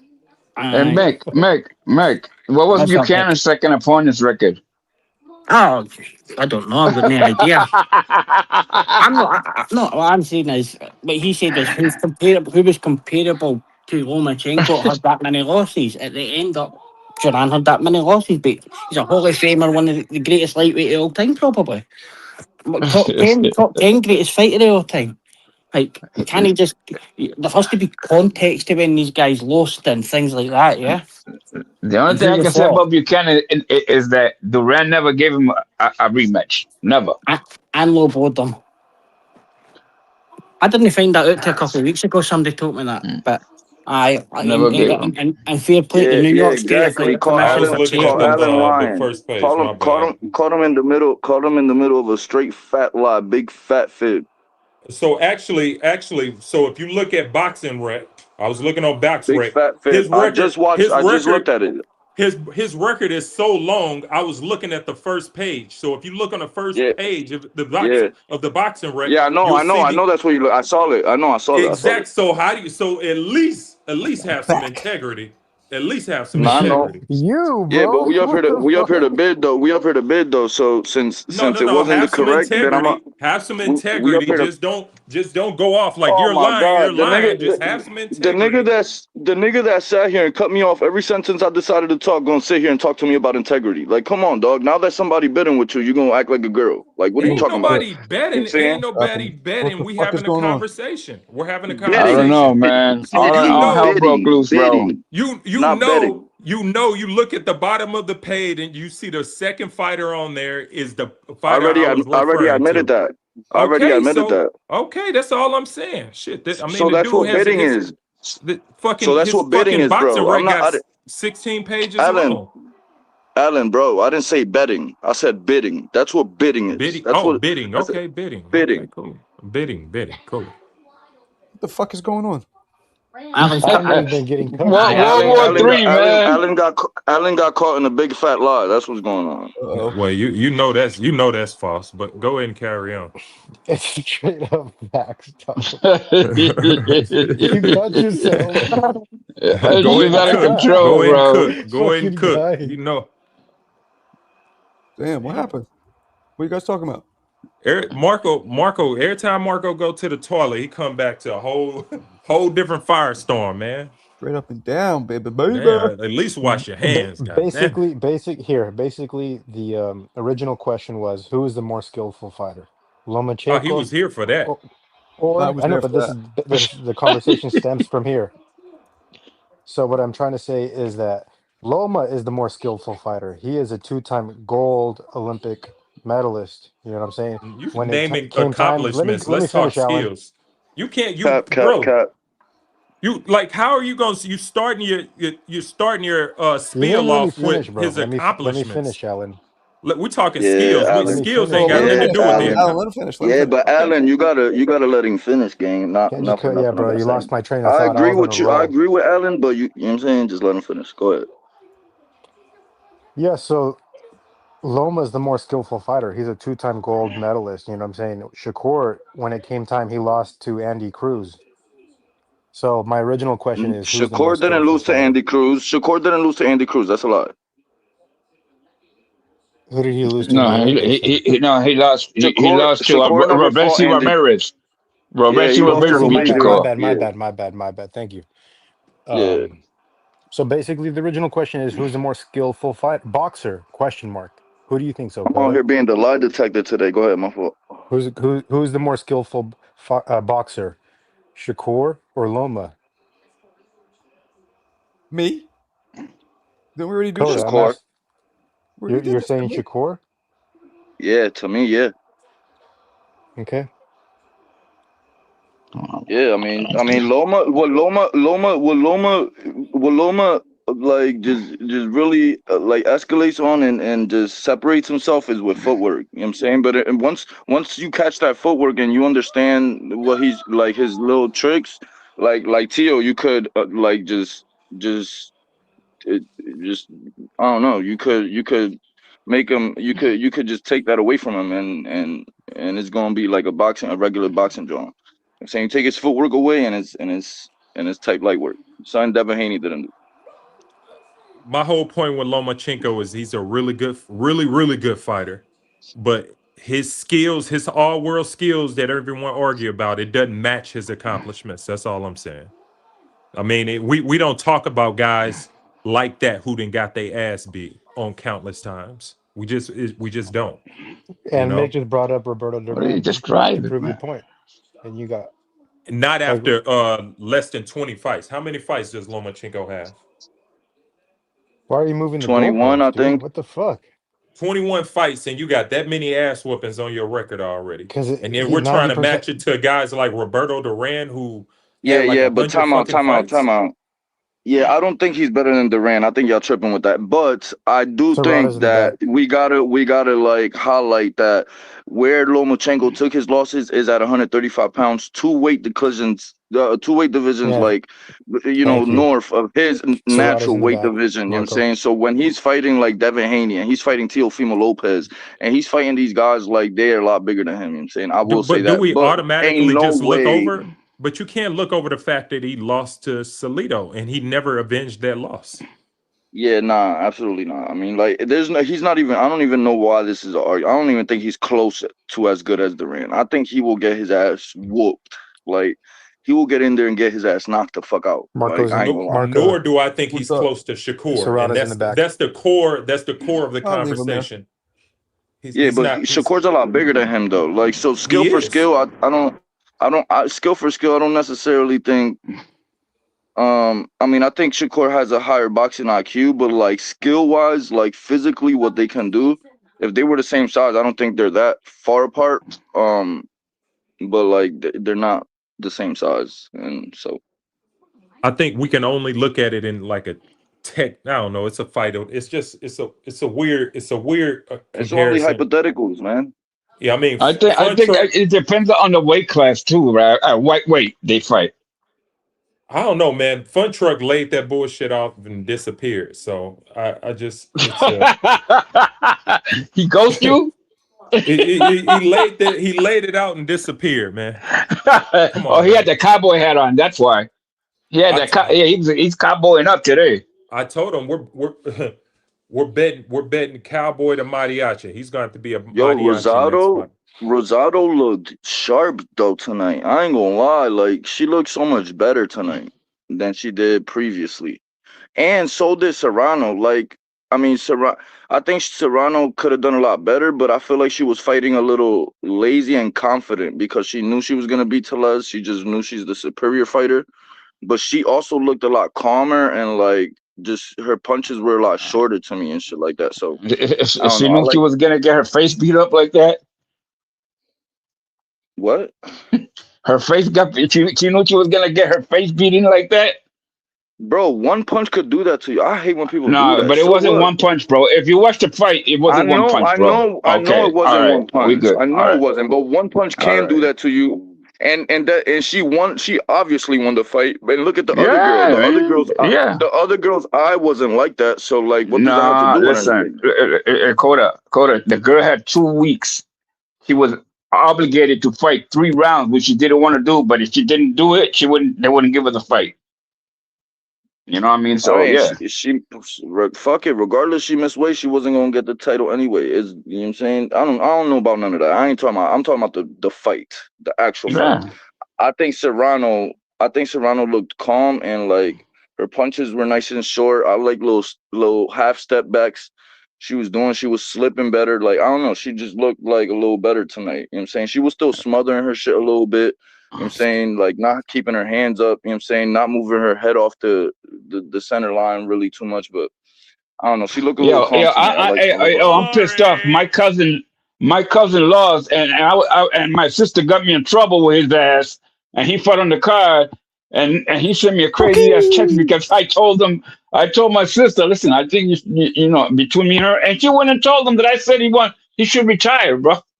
And I don't know, man. Why was Serrano running into punches like that, man? She was a little bit. It was crazy, man. Me. She was getting hit with unnecessary shots. I mean, she was. I like she was walking her down, but. I feel like give the girl credit. Give the other girl credit. I think she was better than what they thought. Exactly. That's exactly what I was about to say. I think Tellez is better than what like people thought. Like, because when Serrano was getting caught, like it'd be like in between punches. Yeah, you gotta know what you're doing. So you gotta know what you're doing. When Serrano's throwing and she'll get countered like as soon as she lets her hand go. So like the girl was timing her real good. Like I don't know. She could have done a lot better for sure, like I said. But No, you're right. You're right. That she was a lot better than what I thought, anyways. And then I find out that she's been fighting since she was 7. She has 3 sisters that fight, and she had to take time off because she had a kid. You know, the girl went through a lot of shit too. So, but she's 22 years old too. So, no, I she's think gonna be I good. think Serrano. I think with Serrano. I don't think she respected her, and that's why the fight looked like that. yes, I don't exactly think what she I was was saying that earlier. good. She was okay, but she didn't show that girl no respect, and that's why those things happen to her. That's You know what I mean? exactly the first thing I said. I agree. I missed that. I missed that. I was doing something, I but agree. yeah, she was just. It comes back to just not being disciplined. You know what I mean? Like just basic IQ, basic boxing would have took that girl out, because you can tell she like it took her several rounds before she can even be confident in a fight. Like Serrano, like the lights got to her. She didn't even she wasn't even confident enough to be in a fight. The first 6 rounds, 5 to 6 Nah, rounds. I don't know about that. I think she was Serrano. overly confident.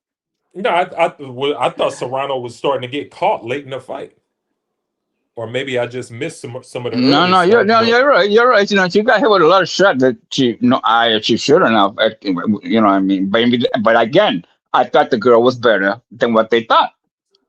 They thought that that girl wasn't that good. What Alan is saying, which I agree to. Go ahead. No, in fairness, I mean that's the benefit of coming in, with on a short notice, where even if you're the superior fighter, you can't really prepare for what you're going to see. And so, a guy like Torres or whatever her name is, she can come in and she can mask some abilities. You can't prep for that. Yeah, but normally, right? No, Alan. Normally, when they bring you in and 2 weeks notice, right? You usually get the smashed out of there, because that's why they bring you in. You know what I mean? This girl was different. She couldn't get her out, bro. Yeah, but I mean, I thought that she was really overmatched. I mean, I don't think it's that she couldn't. Again, bro, listen. I don't think it's that she couldn't get her out of there, Deep Woods. I think like what Alan's trying to say, to Alan's point, and back to like my original John, is that she just was so overconfident, because I feel like that's how I feel, right? I feel like she was overconfident. I don't think that she wasn't confident in the fight. I think she was overconfident, and she just felt like she didn't respect the girl. Then she didn't. Yeah, she didn't respect her. You know what I'm saying? So then she just was walking her down like whatever, like whatever. You know what I'm saying? I'm gonna just do whatever with her. You know what I'm saying? I feel like that's why like she was getting caught so much. She was just fighting real lazy and shit, real like whatever. I feel like. Yeah, but like in the and my sister, she's in the island right now, and everybody's like way disappointed. Everybody like why? But that's how they are in Puerto Rico, anyways. Because as soon as you fight like on a tough fight or you lose, they freaking burn you to the ground, bro. That's how it is in that freaking island. That's not true, bro. It is, bro. It is, bro. It is. It is. Bro, you say that like I'm not Puerto Rican, bro. I'm not. Well, it is. I'm not saying that it is. It is, bro. You remember when Subriel? Do you remember when Subriel lost? Bro, when Tito lost to the only one, the only one was Tito Trinidad, bro. That's not true. That's not true. Ivan Calderon too. He used to. Ivan Calderon used to. Can I finish, bro? Stop doing that, man. Why y'all niggas like do that? Ivan Calderon's 108 pounds, bro. 105 pounds, bro. Nobody knows about Ivan Calderon, bro. All right, bro. Fuck it. Damn, Puerto Ricans be beefing in my channel. What's going on? No. It's true though. Over there, they burn you down, bro. Dialogue, bro. Niggas can't have a grown man dialogue, back and forth, respectful conversation. Niggas don't know how to do it. They don't know how to communicate. They don't know how. Yo, Mo Briggity, jump back in. Mick, jump back in. My bad, Coda. I'm sorry, my man. Oh, I'm sorry. Cody's back. Nah, I'm telling him jump in. Stop being such a punk ass mother lover. Bitch ass from Bronx. Yo, I used to go to the Bronx and just slap dudes. fucking just randomly just slap the shit out of him. Oh, maybe, Cora, maybe you understand. Maybe it's the press, okay? The social media, the press, and stuff like that. Maybe that's what I meant to say. You know what I mean? The professional will freaking burn you, bro, because they need That's the stories press. and That's the press in they become a narrative, bro. That's the press everywhere, though. They trying to get But views. They no, trying to especially get no, the but hot. especially over there, bro. Especially over there, it's different, bro. Like if you put on the news right now, PR. I mean, if you can find a TV that got a station from over there, and you'll see what I'm talking about. I'm not trying to shit on. It's just listen. I'm Puerto Rican, but I know how it works over there, bro. I feel like what I've always seen from PR fans is no matter what is love and support as long as you show out. As long as you show out for the island, they gonna love and support you. Look how they support Jake Paul. You know what I'm saying? Like he's not even from the island. That's what I've always felt from PR. As long as you show out, they gonna show up and support. Well, I used to. I know a lot of you remember. They used to call me a gringo, and I used to fight all the time when my mom used to bring me back to the island, bro, because I didn't speak I told y'all that Spanish. story. I didn't speak Spanish, and they would say, "Here comes the gringo from my you." I'm like, "Oh my god, bro! I gotta fight this motherfucker again." And I was born there, but I was taken out of there when I was a week old, brought over here to New York, and didn't go back till I was 22 years old. Yeah, nah. You know, I would go to visit. Yeah, go ahead. I would go like visit when I was a kid for a week or two, and I didn't know damn Spanish, bro. You know what I'm saying? So I had to fight this motherfucking neighbor and the other kid's neighbor. Man, that's crazy, bro.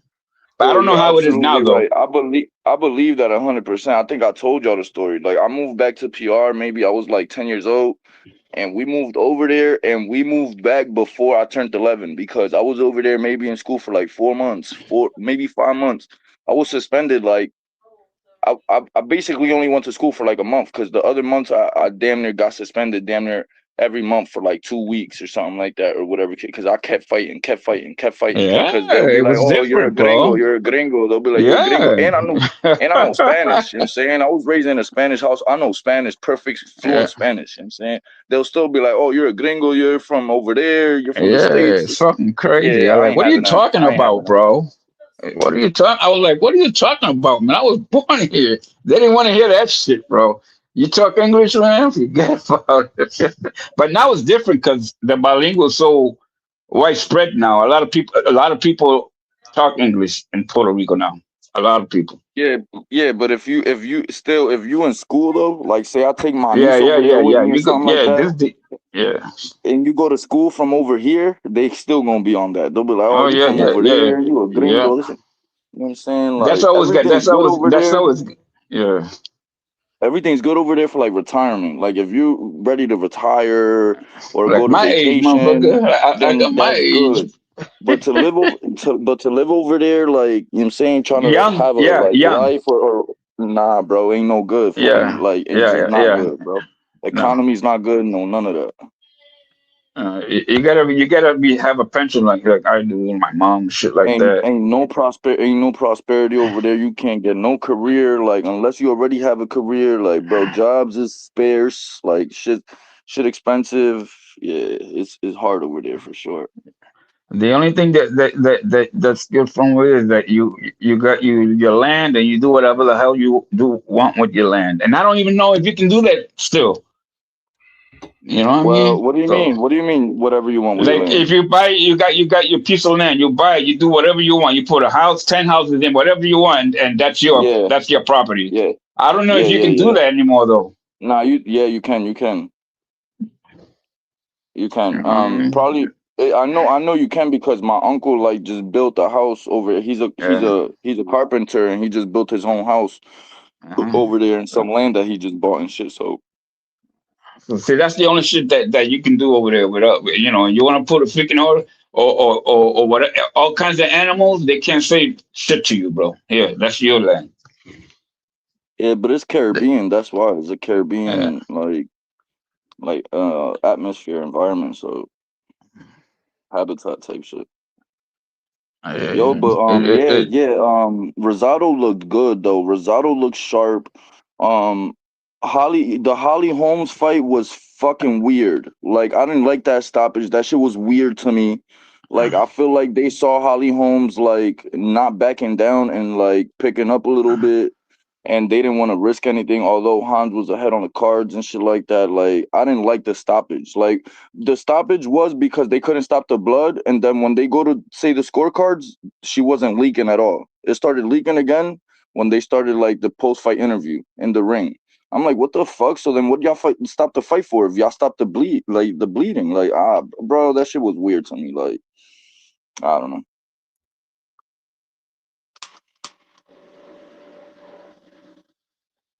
Damn. Okay. Yeah. I feel you though. And then Subriel next week. My boys coming back from DR tomorrow. And so like he's gonna come to my house and we're gonna figure out if we're gonna go to the Tio fight. Hey, thanks. I mean the Subriel fight. I mean, Fun Truck, appreciate you, big dog. 4-stream suspension is wild. Free HLD. Damn. Mo Briggity. Just cost you $100. Overrated, Kodo or Trinidad? Wait, time out. Why is HLD suspended? You got to talk to Mick. Ask Mick. Mick's right here. Mick, tell him. Mick, what happened? Mick suspended his ass, brother. Yo, Mick, you're muted. What happened? He'll come back. Wait, what happened though? You missed that. That was funny. What happened? Where did he go? Where Mick go? He banned him, Mick. Wait, Mick banned him? Mick reported HLD? No, he didn't report him. Oh no! No! Yeah, he racked him up. He packed him up. Yeah, packed him up for 4 days. For 4 days, yeah. For 4 days. He gave him a hundo. He gave him a hundo. He sent a hundo to pack up. What are you talking about, man? Can you be serious for a second? What do you mean, Michael? I am being serious. Michael, let him know what happened. The fuck, son? Mick, tell him. Mick's right here. Mick's muted. All right. Well, what is the problem? Was talking some shit. Mick didn't like it, and Mick just won 20 grand in horse betting in Scotland. So he goes, "Fuck this shit. HLD is full of shit. I don't like him. Fuck him. I'm paying now in this channel and every channel. You can pay to have somebody kick off the panel if you want. So it's $25 my channel. You know, TBV does 50. You know, I keep it lower. So for $25, let's say you, Cody, you and somebody are beefing, he's annoying you. You could send me 25 Cash App, and then I'll kick the dude off for the day. Right? That's some op shit. What the fuck? That's how they do it, and it supports the channel though. So you know, I'll who's they? Who's they? It's all in love. That's how a lot of other channels do it. What, StreamYard? No, other boxing channels do it this way. So anyway, so it's just like your own personal rule. Right. Yeah, we have. Yeah, I made this rule because a bunch of the community was asking for it because they see it done in other channels, and it's also a way to support the channel for me. You know, yo, bro. So I'm gonna keep it real. I'm gonna keep it funky, Marco. Like, if that should ever, if y'all ever banned, I think that's weird. I ain't gonna lie. If y'all ever banned somebody for $25, like if you need $25, bro, I got you. Like, send me your Cash App, bro. Like, you have to listen to the community. You know what I'm saying? It's like I listen to you guys. It's my channel, but I also want to make you guys happy. So it's just part of the game. And aren't we part of the community? Like we be up here every day supporting your channel. You know what I'm saying? Like, so how you just gonna like because of $25 just, you know what I'm saying, whatever, you gotta get off. No, it ain't about the money. See, you don't understand. It ain't about the money, bro. I know what he's saying, bro. I'm not retarded. I understand. But I didn't say that. That's a bad word. Don't say that. Don't say that. I'll be honest with you. I don't really like it either. But you know, the community wanted to do it, so we do it, and it's all in fun. But anyway, Mick sent 4 different bands to have him banned for 4 fucking days. Mick sent me 100. So HLD is now HLD, mind you, anybody could buy it back for him. Yeah, that's true. You could do that if you want.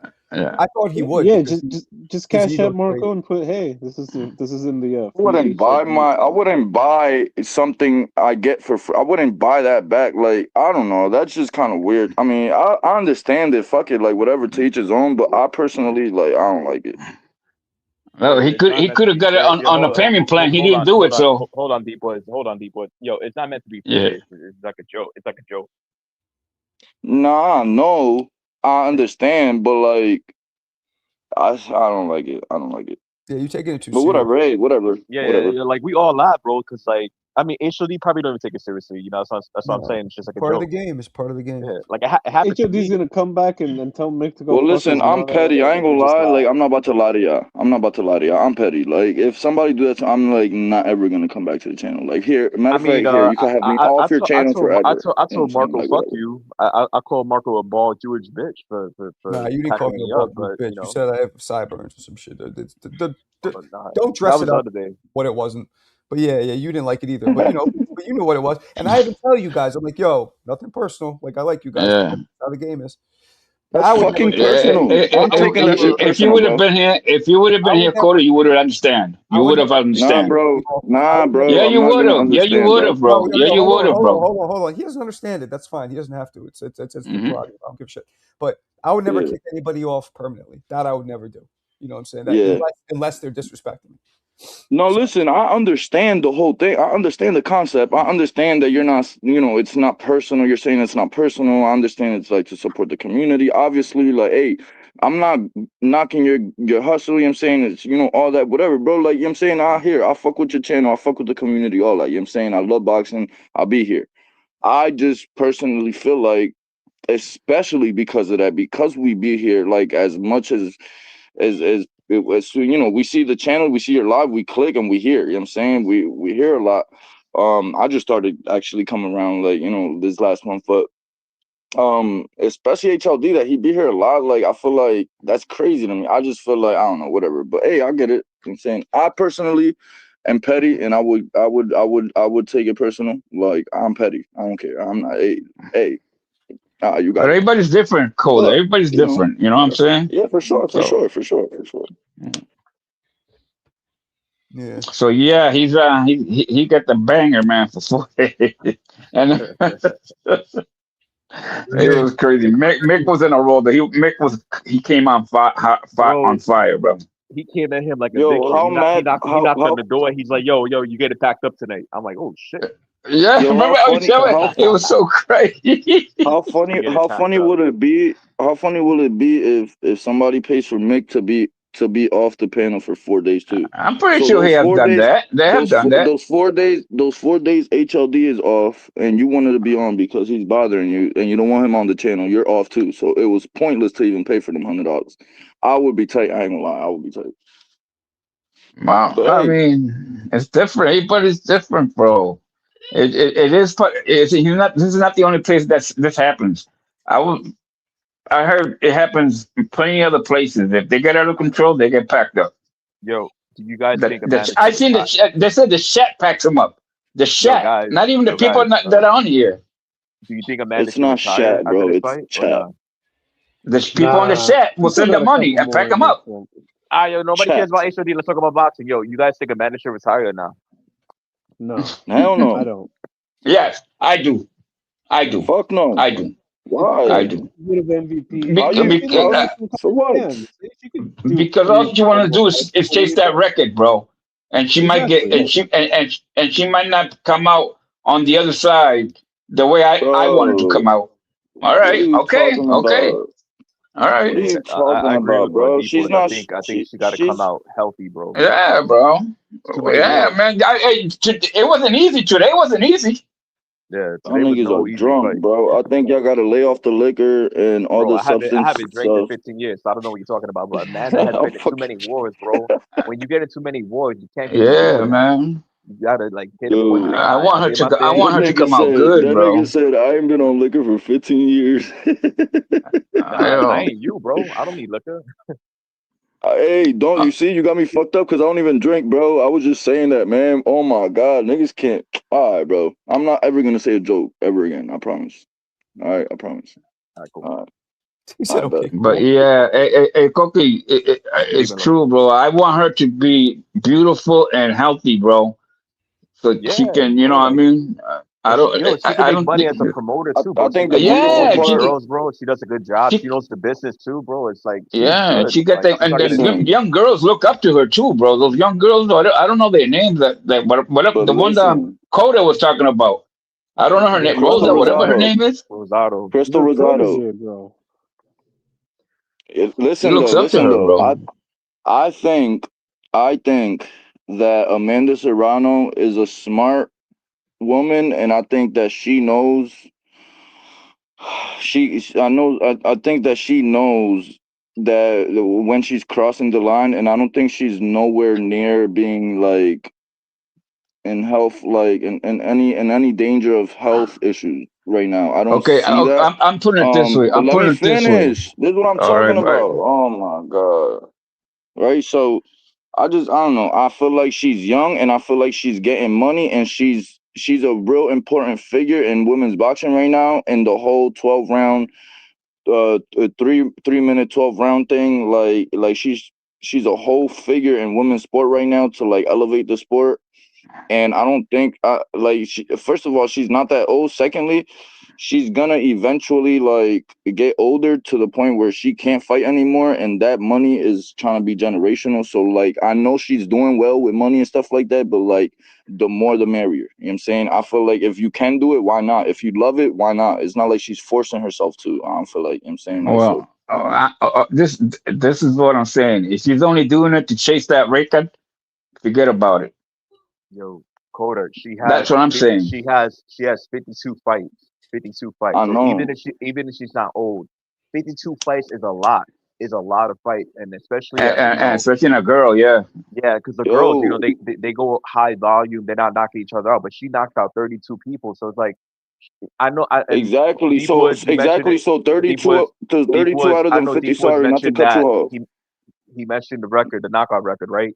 So I get that. That's cool. She can get that. But the thing is, like, if she did what she did today, getting that, you know, back and forth, because you know her style. She got the pressure style. She's not afraid to get hit. That's why when Alan Day talks about pressure fighters, Alan Day need to stop acting like he got boxing autism. Because when you're a pressure fighter, you're gonna get hit at least A one fucking lot. time. Okay, A like lot. he gotta stop acting like Right, this. but My hear bad. me But out. anyway, back to the topic. Amanda has to like either take a fight where it's like, all right, I'm gonna dominate that shit, or if it's gonna be another war, she gotta, you know, consider her health, you know, because I know people love to see her fight. I know she wants to smoke, you know, like Amanda's that kind of girl. She likes to fight, you know. So but that's why, you know, they gotta consider what they're gonna do with her future. But you asked me a question, right? Right, you asked, and that's my answer, bro. That's my answer. Real quick, right? Yep. So I feel like damn, you had said something. Fuck. Oh, all right. So yeah, so she has so all right, so what's 51 minus 30? I mean, what's 51 minus 32? It's 19, right? Yeah. So she only has 19 fights that have went the distance, correct? Yeah. So all those other fights she finished before the bell. How many of those other fights that she finished before the bell Hold on a second. were wars? Hold on a second. You know what? Go take a lap, Coda, for 2 days. Oh shit, Coda. Oh shit, Marco. All that shit you were talking, and they wanted to get Yo. you out of here. Nothing All right. personal, but we got to do it. I'm sorry. All right, that's Damn, cool. yo, I will like, never come back here. I'm not kidding. I'm dead serious. I I mean, fuck it, that's whatever. on you. All right, fuck it. what? Marco, Yo, Marco, did you say Damn. Who the fuck did that, bro? Marco, who's that though? Marco, did Who you say fucked that him to up? yourself? Yo, who the fuck did that? Something, Who fucked him up, man? something called Marco Boxing. Something Hey, Marco guys, Boxing to chat about. I'll be on my best behavior. I promise. I won't ever curse anybody out here again. I promise. I like you. Coda. I thought he was overreacting to, like, you know, well, anybody does that to me, but you know, Yeah. Here we go. I thought he was overreacting. Marco just paid £50. Hey, Mick, I got a question. That wasn't you, right, Mick? That wasn't you. No, it wasn't me. All right. It was Marco Boxing. It was Marco that done it. Mick, man, I'm a good man. Me and Cocky all cool. You know that, right? No, heck, it was Marco that done it. It was Marco. That was so funny. I know I'm new He was here. the only one being like, yo, that's fucked up. I would never do that. and then somebody pays to get rid of him. Go and put it up. Who paid to get rid of him? Marco Boxing. Nah, I was tired of hearing him talk. I ain't gonna lie to you. I was tired of hearing. That was you? No, I didn't. I wish I would have. No, it was Marco Boxing. Who's Patricia Omerta? Is that you, Mick? That's more. Yeah, that's why I asked you, man. I don't know who the hell that was, man. It was it said Marco Boxing on it. What, Smoke? You thought he was overreacting a little bit? Yeah. Nah, yeah, I agree. Yeah. We all, and it's two bags. I like him. You know. But Cookie. It's true. It's true what I said, though, right? About Amanda. Marco, did you just kick somebody for your main channel? Bro, he was in the middle of a sentence, and then Marco pulled up that super chat. He's like, "Bro, you gotta go." And then this guy's like, "I'm never coming here again." Marco, did you? Hey, that shit was hella funny, man. That shit was bad funny. Is that you, Roberto? I agree with them. I would never pay for that shit, but I mean, people have their own money; they know how to spend this stuff. I would. I'll pay for it quick. You do what you want to back because I don't want him not to come back. Hey, Bakersfield, was it you, Bakersfield? What? No, I was at Marco. Someone made a burger account. I think it was Bakersfield, bro. I've been busy. Yeah. Now that account's been coming out in and out here for about months. So he goes, you know what? Go take a lap. Who made a burger account? That's somebody from Marco. That's Marco. That's a fake account. Obviously, mine is Marco. With one so crazy. Look at that, bro. $50. Fuck it. Shoot it. Yeah, 2 days, bro. That account's been coming in and out here for months. Yeah, that was Marco, wasn't it? That's fucking. I wish. I wonder if it's. I feel like it's somebody we know with a fake. It has account. to be. Wait, so you know? Yeah, some. HLD. Okay, it was me. See, hey, listen. That account goes into TBV. I wouldn't doubt it if it's Bakersfield, bro. Bakersfield, he'd be on that shit, bro. He's like, I don't know who that is. Pack this dude up. Who's Bakersfield? Me. Serrata's right here. That was you, Serrata? Yeah, he is there. Serrata, that was you? Nah. Serrata. Now he's laughing. He's like, nah. Yo, turn on the camera. Let me see your eyes. Serrata, that was you?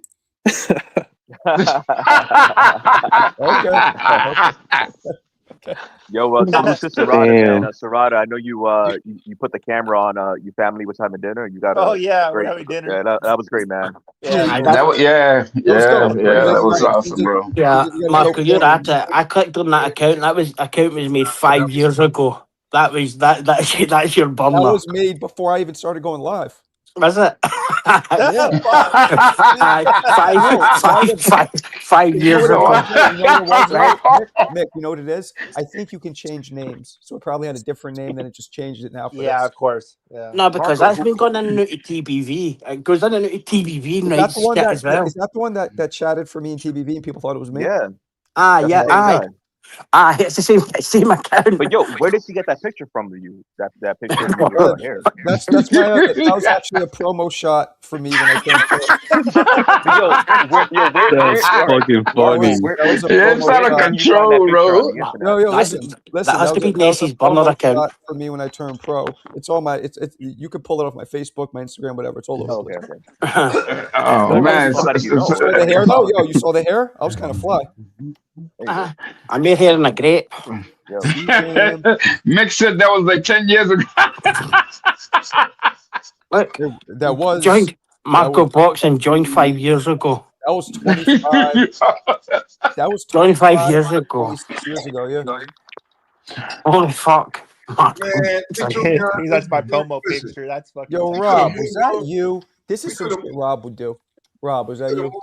We could have moved on a long time ago, but he just kept dwelling on it and trying to make you feel like. I come back. I can't hear Smoke. I'll be back. Trying to make you feel like what? Trying to make you feel like, you know what I'm saying, you was wrong for doing it. He was. He was trying to. That was. I mean, I even tried to move away from that thing and help him out. He goes, no. Well, I was like, okay. Well, Smoke. You know, I tried. That's why I hopped on the panel because he was going for like 20 minutes. I'm like, what's going on? Like, I thought people getting you know what? Hey, if it meant that much to him, he should have came up with the $100 damn. He said he had $25. Come up with the other 75. Get HLD back up here, man. I think he was mad because it was Mick who did it, and I think Coda doesn't like Mick. Yeah, but oh God. Well, you know what? I like Mick. Mick knows we like him. I didn't care about that shit, man. I actually like HLD, but I just couldn't be bothered listening to him today. Here's the thing, though. I knew Mick, when Mick didn't answer him at all. I was like, Mick is not about to justify why the fuck he did it. And then he why didn't you, Mick? Angry. No, I wasn't on the panel then. Oh, okay. I just couldn't be bothered listening to him for 4 days. HLD is the Teofimo fanboy? Aye. Do we think that Clarissa would do some shit like that? Because she's all jokey or not? Nah, she'd have packed him up under her own name. Yeah, you're probably right. What's that, Rob? Appreciate you, Rob. She calls him everything else under her own name, so she wasn't going to go to Marco. It's got to be somebody that comes on the panel, bro. It has to. Nah, because that account goes in and out of rap star. I think we were all watching it. We were all thinking the same thing. Like, you know what? Sure, okay, we got it. You don't like it, but you just kept going. Right. Yeah, all of a sudden, beep, that pops up. I was like, what the fuck? That account goes in and out of rap star and shit like that. Like, Michael Clifton right in the middle of a sentence. Nah, it wasn't. He goes, yeah, I do this. I'm never coming back. I'm like, sorry. Yeah, see? You know what's fucked up? Oh, wait. So you talking on the panel every day is more important than $150 damn that Marco just got. Man, you shut the fuck up, right? You shut up, man. So my bad, Mick. Marco, you know what's fucked up? If Coda takes a lap, if he goes for a jog, he kind of obeyed what Marco Boxer was saying because he said he'll take a lap for 2 days. Bro, that's traumatizing, man. Who did that to you that time? I forgot. That was the HLD. HLD, okay. So like for me, I'm not really into it, but like, seeing as I came in and I seen his name is Manduro, I was like, he's gone. He's gone today. I mean, HLD did it to me because I mentioned Tio. I'm like, okay. Yeah, you can't do that. I was in round one live looking for him, making sure he wasn't on there. See, I don't understand. I don't understand that, man. You mentioned somebody's favorite fighter, and all of a sudden they thinking you got a hot on. Bro, you know what I'm saying? I could imagine Big go to every channel on YouTube, be like, where's HLD at? Oh, he said he was gonna chase him down, bro. Yeah, he said he was gonna chase him down. The other thing was, I was after about 5 rounds of the Seriano fight, I was like, oh shit. I wish fucking HLD was actually on a panel tonight. She might actually lose. So I was thinking about unbanning him, but nah, fuck that. Unbanning him. What happened with Coda? Also, I believe if CJ did it, it would be under his real name. Hey, what happened with Coda? He got some packed him up and all. You were in here. No, I wasn't in here. No, he got booted. Pull up the super chat, Marco. So he asked me what happened to HLD. So I started explaining, you know, we have this thing, and he's like, "Oh, that's some like op shit." You know, nah. If somebody did that to me, I would never come back. That's fucked up. You guys care more about the money, blah blah. He started doing all that, and all of us were like, "It's it's not a big deal." He kept going and going, right? Like 20 minutes, bro. And then and then right as he's doing it, this pops up. Oh, you know what? Take a lap, Coda, for 2 days. Oh, bro. Oh my god. And Coda was talking, bro. He was trying to get to the end of his point. That shit popped up, and they just kicked his ass out. Take a lap for 2 days. It clipped, bro. They didn't even let him finish, bro. Why couldn't I have been here, bro? Oh my god. No, I'm glad because you would have been going crazy, bro. To be honest, I would have. I don't really like doing it, but this is a channel where I think what we like about this kind of shit the most, we could yell at each other. Fuck you, yeah. But we always no hard feelings. No, you know, so you can't take something like this that personally. Bro, that's no, you can't. Bro, that makes it fun, bro. That makes it so fun that you can banish somebody. Like if you put your money where your mouth is, if you want to talk shit, banish their ass. Like Kofi has said some of the most violating, foul shit to HLD I've ever heard in my life, and then they come back the next day talk like nothing. Look, I don't like it either. But I think Corky came in here maybe once, like on he had the devil in him one time. I was like, oh my god, this ain't Corky, man. Corky, you remember that, Michael? You remember? Yeah, to HLD, I was like, holy shit. No. There's the person there. Hold on. There's the person there that's got the account. 2 weeks, and then the second he came in, you went right at his jugular. What the fuck was that about? Yeah, I was like, what the fuck? Let me tell Marco this. Right? So HOD apparently went away for 2 weeks on a hiatus. Like, yeah, right. Like he's not checking YouTube, and then Marco was like, "Where's the HOD?" And then he came back, not yelling. He came back like he came from rehab on this like soft talking voice. I'm like HOD, talking your real voice. And they're like, "Hey guys, I'm back." I'm like, "I'm saying your real voice, bro." And then he got mad. No, you didn't do that. No, Koki, you came in like you're not a wrestler. You're a fake. You started going out and being like, no. Okay, hold on. Wait. I reckon it was Lance in the chat. Lance would have done that. Hold on. He went away for 2 weeks to be a wrestling coach. No fucking high school wrestling. That's what you were saying. Wrestling coach, even if you're a parent, they don't make you a wrestling coach without a certification. He's a fucking clown. That's fucking. No, you can't. Right, you gotta have papers, bro, and just to be around the kids at school, bro. They're not gonna let any parent in a high school gym be like, okay, Russell, let these kids. You can be that coach now. That's Jersey Bob. He goes through all that shit, bro. Yeah, I was just saying the truth, bro. I didn't say nothing wrong. You were funny. You went right at him. Like, I'm being honest, bro. It's like. Because you know why it was you funny? box Because and somebody told you they're a boxing coach. It's like, what experience you got? You know what's funny? We were all kind of talking like, yeah, he's loud, he's annoying, but we kind of missed him. Like all of us were kind of on the same page, maybe not you. And then he comes in and you just go fucking right at him. Like, nah. It's okay. Cookie, don't worry about it, man. It's all good, Papa. I mean, that's what we do. Because you're my dude, bro. And Mick knows it. You go away for a long time, you gotta come in and check in. I was trying to. That's true though, man. To come in and after a while and start a different story, yeah, that's not good, bro. I don't know. That's not good. I don't know, man. This shit is listen. Y'all think Marco go on 3 times a day just to be like, "Hey, y'all." Yeah, I know. Hey, y'all. Twice a day, but yeah. Yes. Like he love it, but like after a while, like I want to make a couple dollars. You guys know I'm about to be fucking unemployed. I'm selling my business. I'm trying to make this. And you know what, bro? It takes a lot, bro, to come on here and do this shit. I mean, it's not easy. People think it's easy. Try it. 2 times. Try it. No. Try it. And that's why I thank him all the time. Before I leave, I thank you guys, and I always say goodbye and be good and be safe because this is not easy, bro. I got almost 1,000 videos. Yeah. I got less than 500 subscribers. This shit is not easy. It's not easy. I still kept coming up here, giving up great content. It's not easy. 1, 2, 3, 4 people in the damn chat. 0. You can see it. When you can see how many people you talking to, like, damn, I'm talking to myself. Yep. So going. And it take bro, like for people who think, oh, I'm never coming back. The 1 or 2 that unsubscribe, the 15 that subscribe and be like, you know what? I can't get on the panel because your ass is up here any damn way. Yeah.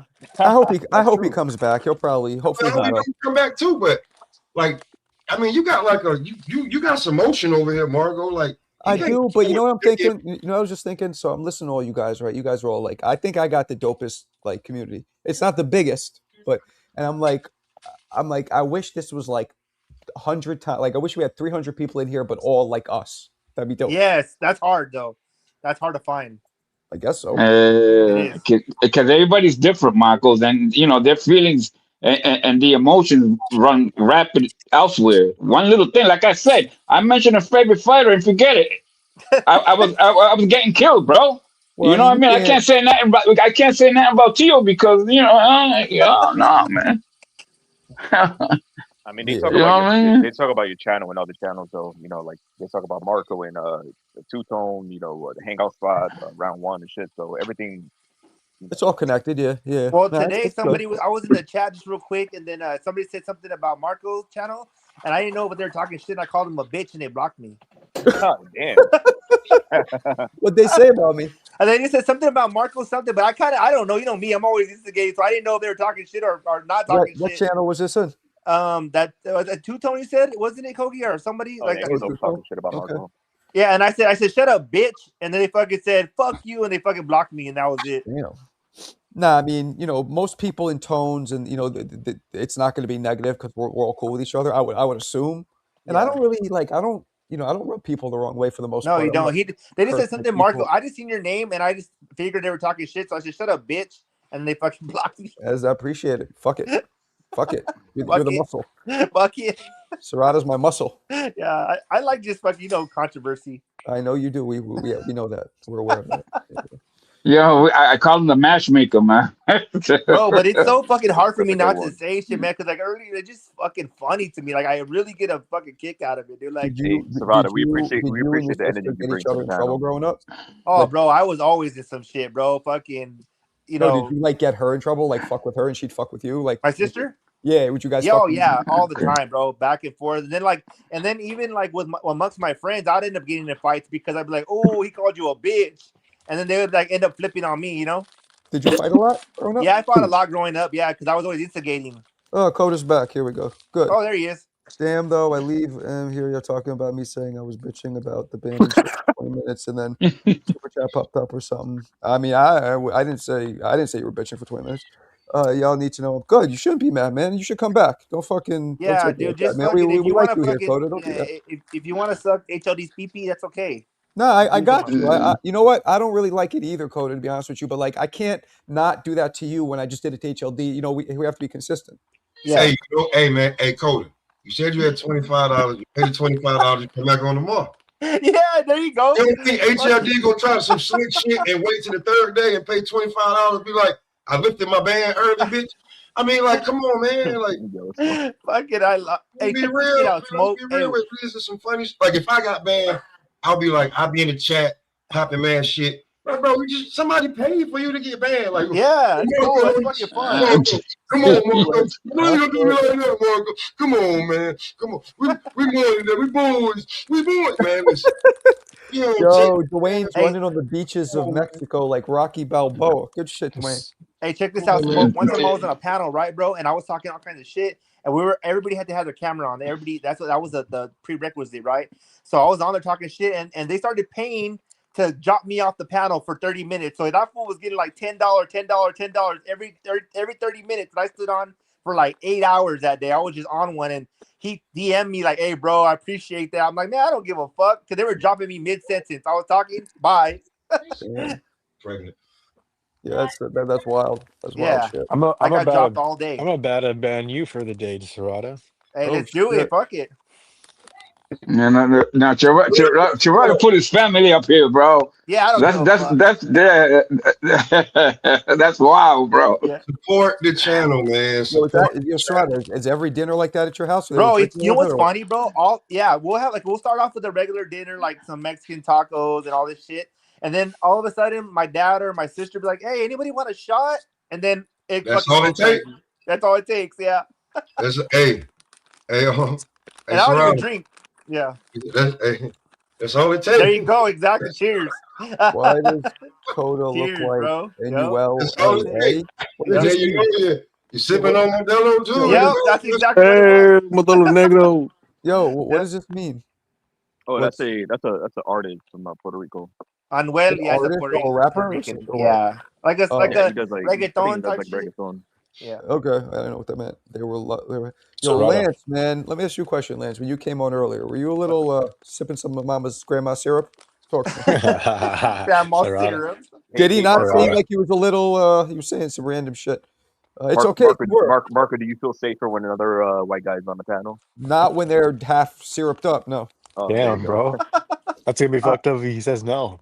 Yeah, I thank you, gang. I understand. I just don't move for money. Way I respect the grind. Like I said, the panel moved the topic. Y'all love y'all with the love of Christ. You're the man, Coda. You better bring your ass back in here.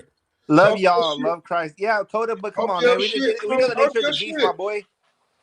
Man, it's simple. It's simple. Now he knows how it works, bro. Yeah. Hey, Coda, it's easy, bro. It happens to all of us, man. We all slide in there. If it wasn't you, it was somebody else. It was kind of funny, like the timing of it. You got to be. Come on, let's be honest. Yeah, the timing was perfect. It was funny. Yeah, whoever done that, man. I'm still to Marco for coming on. Hey, it's the nature of the beast. Fuck it. Yeah, I'm still. Hey, listen, I'm still trying to find. I'm over here thinking, who the fuck do that shit, bro? Hey, I'm gonna come back and make a count. And be like, "What up, Marco?" Read some jam on the post. It's C-Jam. What up, C? What's cracking? Man, it's a classic stream. I've been in the background for most of it. Oh, you breathing hard. This ain't that type of party, man. What?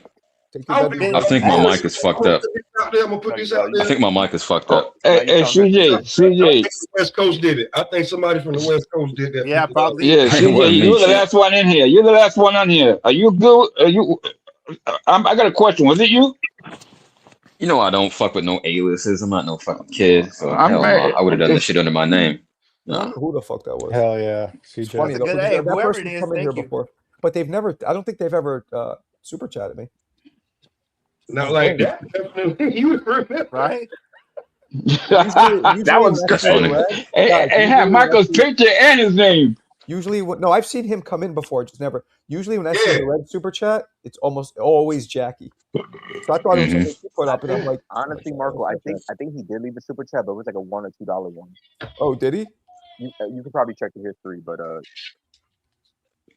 don't know. He got to be somebody that you know, like you. Yeah, first time I seen him was on TBV. Right. First time I seen him. So he's not. Oh no, but he did us all a favor. He's not somebody that talks to us directly. You know what I'm saying? I don't think it was probably... The Celtics won 7. The fuck was that? Weird. Okay. CJ, man, what's up? Why are you coming in so late? Where you been? What you doing? You was hanging out with the Boricua. Oh man, I was running for part of it because it was raining on and off, so I ran for part of it, and then shit got real entertaining. I was like, I got to be part of this classic episode. So shout out to y'all. Shit been cracking me up, man. Hey, what about Fun Truck? Fun Truck came over here, started something, and jetted, and haven't heard from him. It could have been Fun Truck. I don't think he runs out of back now, right? No, I don't think Fun Truck would do that. I'm fucked, man. Maybe it was maybe it was HLD. It wouldn't be a panel member, I think.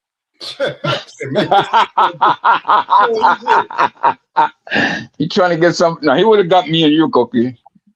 Yeah, nah, he would have got who banned him? Mick. He would have got Mick if anybody. Hey, yo, Marco, who you got next week? Who's next week? Subriel. Oh, who's he fighting? What's the dude? Oh, Dalton Smith. Yeah. Smith. Yeah. I hate to say this. Lo siento, mi hermanos boricuas, but I think Dalton's gonna beat him. Okay, that's okay. That's okay. That's okay. It looks like he could box him. Marco, you can't delete this, right? So because Marco, you guys forget one thing. I don't give a fuck if I'm wrong. I don't have that weird ego. Me neither. That's what I'm saying. I love boxing, man. I'm not biased when it comes to boxing, bro. I pride myself on analyzing fights that already happened. I don't have a crystal ball shoved up my ass. How many Dalton fights have you seen? Oh God, none full. I've seen clips of a bunch of them. People picking Dalton just because Matias lost to Paro, and Paro and Dalton don't fight the same. That's not why I'm doing it. I think Dalton's. I'll be honest. I think Matias was a little.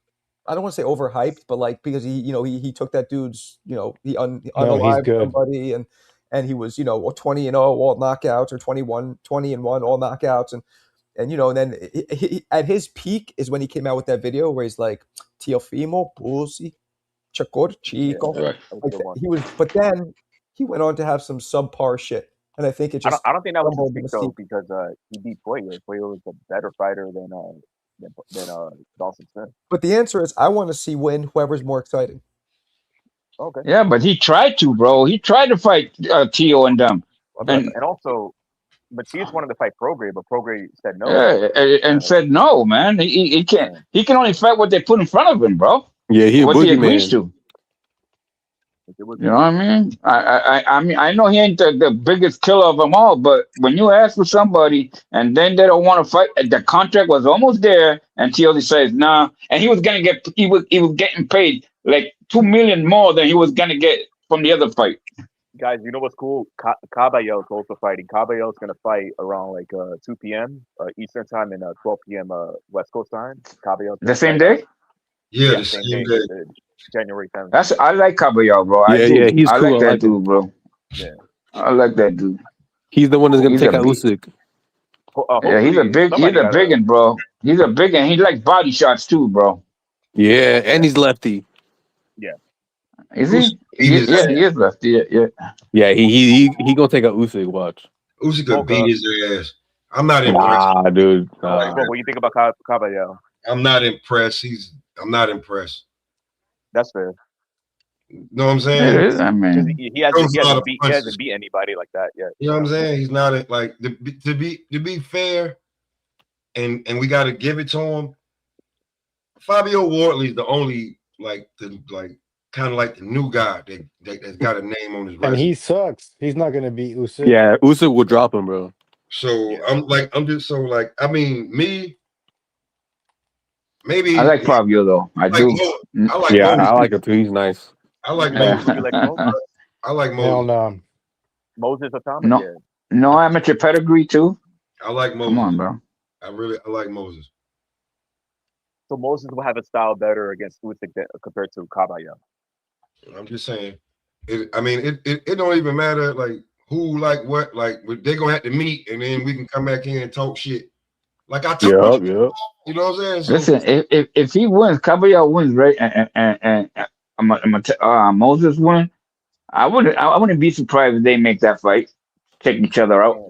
Why not? Yeah, let's see it. You know what I'm saying? You know what I mean? I feel like they'll probably try to, build Itama up more, get him get to at 20 win, that 20-0. Oh, trying to be like Mike or something, because the youngest. He got like 13 fights, 14 fights. I don't even know how many fights he got. Yeah, but if they're trying to groom him to be the youngest heavyweight champion, they're gonna do it quick. I'm hearing that also maybe I don't know how official it is, but Jared Anderson could be fighting Frank Sanchez for the IBF eliminator. Frank Sanchez and Jared Anderson, man. Come on. Hey man, don't shoot message, man. What y'all discussing right now brings up a question. Let me get this in real quick. I just hopped up. Put a bow on it. They put a bow on it. I'm just getting started. I can't put a bow on it. So Look at CJ always saying this shit, man. Go.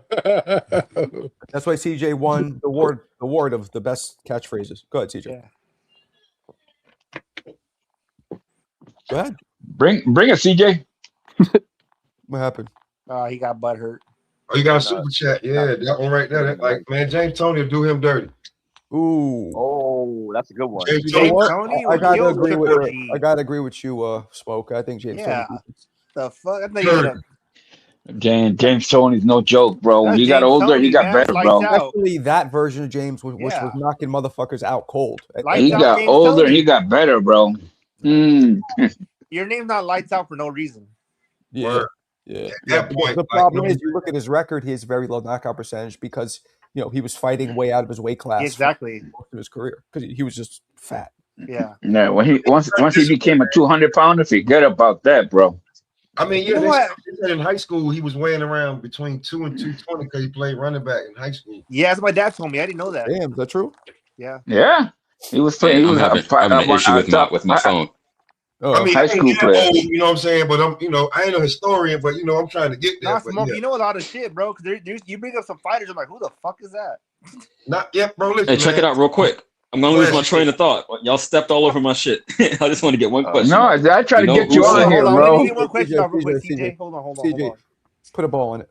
Put a ball on it. We know Usyk is not long for the game, right? Usyk could retire at any given time, right? So my question is, who is the heir apparent to the heavyweight division? Who's going to take it over? Who's going to be the next dominant force? We all got different guys. Somebody like Caballero. I like Moses. I like Wardley. Some people like Fabio. So we all for the heavyweight. Yeah, the heavyweight. Yeah. We all on the board. Andy Ruiz. You said who? Andy Ruiz, baby. What the hell? Okay, whatever. That comes out of left field. Bakersfield comes out of left field. You said Andy Ruiz. He's gonna come back, bro. I'm gonna have to go with Itama. When? He has the highest ceiling to me. Huh? He's a mature. With 13 fights, he got like 14 fights, 14 fights, something like that. Exactly. I said heir apparent. I didn't say right now. Oh, that's the whole point. You got the highest ceiling, so he'll be the next dominant. They want to make him the youngest, like Mike. Yeah, he's missed that one. I think that Queensberry. He belongs to Queensberry, right? Frank Warren. This is promoter, right? Yeah. Yeah, they're gonna try to make him I think you're the right. youngest heavyweight champ, bro. I think Mexican Monster can go way up there. He need to chill. You guys chill. I'm sure. Chill. Go to heavyweight. I like the Mexican Monster, bro. I do. I like that dude. I like that dude. I like him too, but heavyweight, bro. He'll be what? 6'2". Yeah. He'll be 6'2". I think it's too big. Yeah. Man, them dudes is 6'4", 240, 80, 77. Hard, oh my God, man. I'm a Benavidez fan, but like Benavidez got that skinny fat. Like when he gets big at 200, he's just. But let's keep it a buck though, bro. And sometimes things are how they are. Most Mexicans, bro, we're all skinny. Mexicans are skinny fat, bro. That's just our genetics, bro. Like what? Resendiz. You see Resendiz? No, I know, and I'm not saying all. I'm not putting a blanket on all, but the majority. Let's be real. The majority, bro. Even like our brothers, my African American brothers, sometimes they can look at weights and they're swole, bro. That's just bloodline, dog. Yo, Serrata, I love tortas, man, so I have no problem with it. That's what I'm saying, bro. I had a homie, bro. I had my boy Trey, dog. My boy Trey, right? All right, check this out. My boy Trey, black dude. That motherfucker would work out once a month, swollen a motherfucker. Oh no, yeah, fast. Okay, fucking. And I was working out hard. I still had belly fat. and you're always gonna have belly fat, motherfucker, because you like me. Yeah, we're Mexican, Latinos, bro. It's just what it is. It's a Mexican curse, dog. That's not true. Not true. I'm Mexican, bro. That's not true. It's not for the majority. If you diet right and shit like that, yeah, I get it. You just gotta eat right, man. Yeah, but I'm saying for genetically, really, bro, Mexicans, it's just what it is, bro. You just lazy. Nah, homie. Lazy. The fuck? I'm Mexican, dude. Bro, I guarantee you, bro, a brother could fucking work out and eat just like you. They're gonna be way more shredded, dog. Let's keep it a buck. This guy. Let's keep it on. I'm trying to stay out of it, but I heard other races say that. I heard a white dude say that. It's true, dog. It's the truth. I swear to God. I'm not joking. Come on, let's not be sensitive. It's true. Mexicans have genes too, bro. Yeah, Mexicans have genes. You need to hit us with a brick to knock us out. Yeah.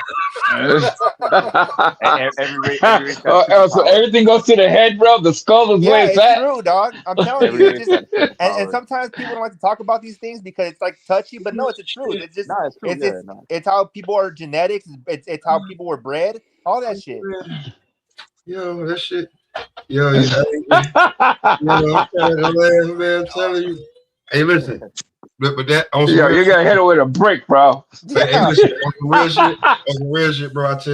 I tell my young boys, I'm like, yo, listen, already know, like, if you ever get pulled over, just comply, put your hands up. Yeah, they're already looking at you like you're a damn Avenger. It's true. No, go ahead and chill out. Don't be in no type of shape. Don't be in no shape, and they feel threatened. He was muscular. Don't do that.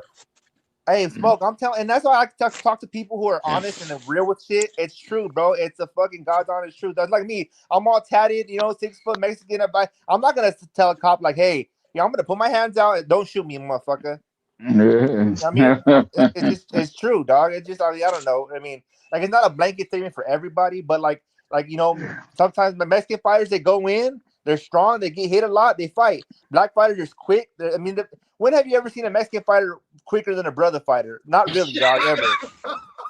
Let's keep it a buck, dog. It's all in the skull. You gotta hit him with a brick, bro. I'm telling you, bro. And then how many times you see a brother beat the shit out of a Mexican? He's not falling. I mean, fuck, dog. I mean, not everybody. Their hands they're breaking their hands, bro. I'm telling you, bro. People just don't want to sugarcoat it. It's the fucking truth, dog. That is true, bro. Every ethnicity has their own fucking little superpower, dog.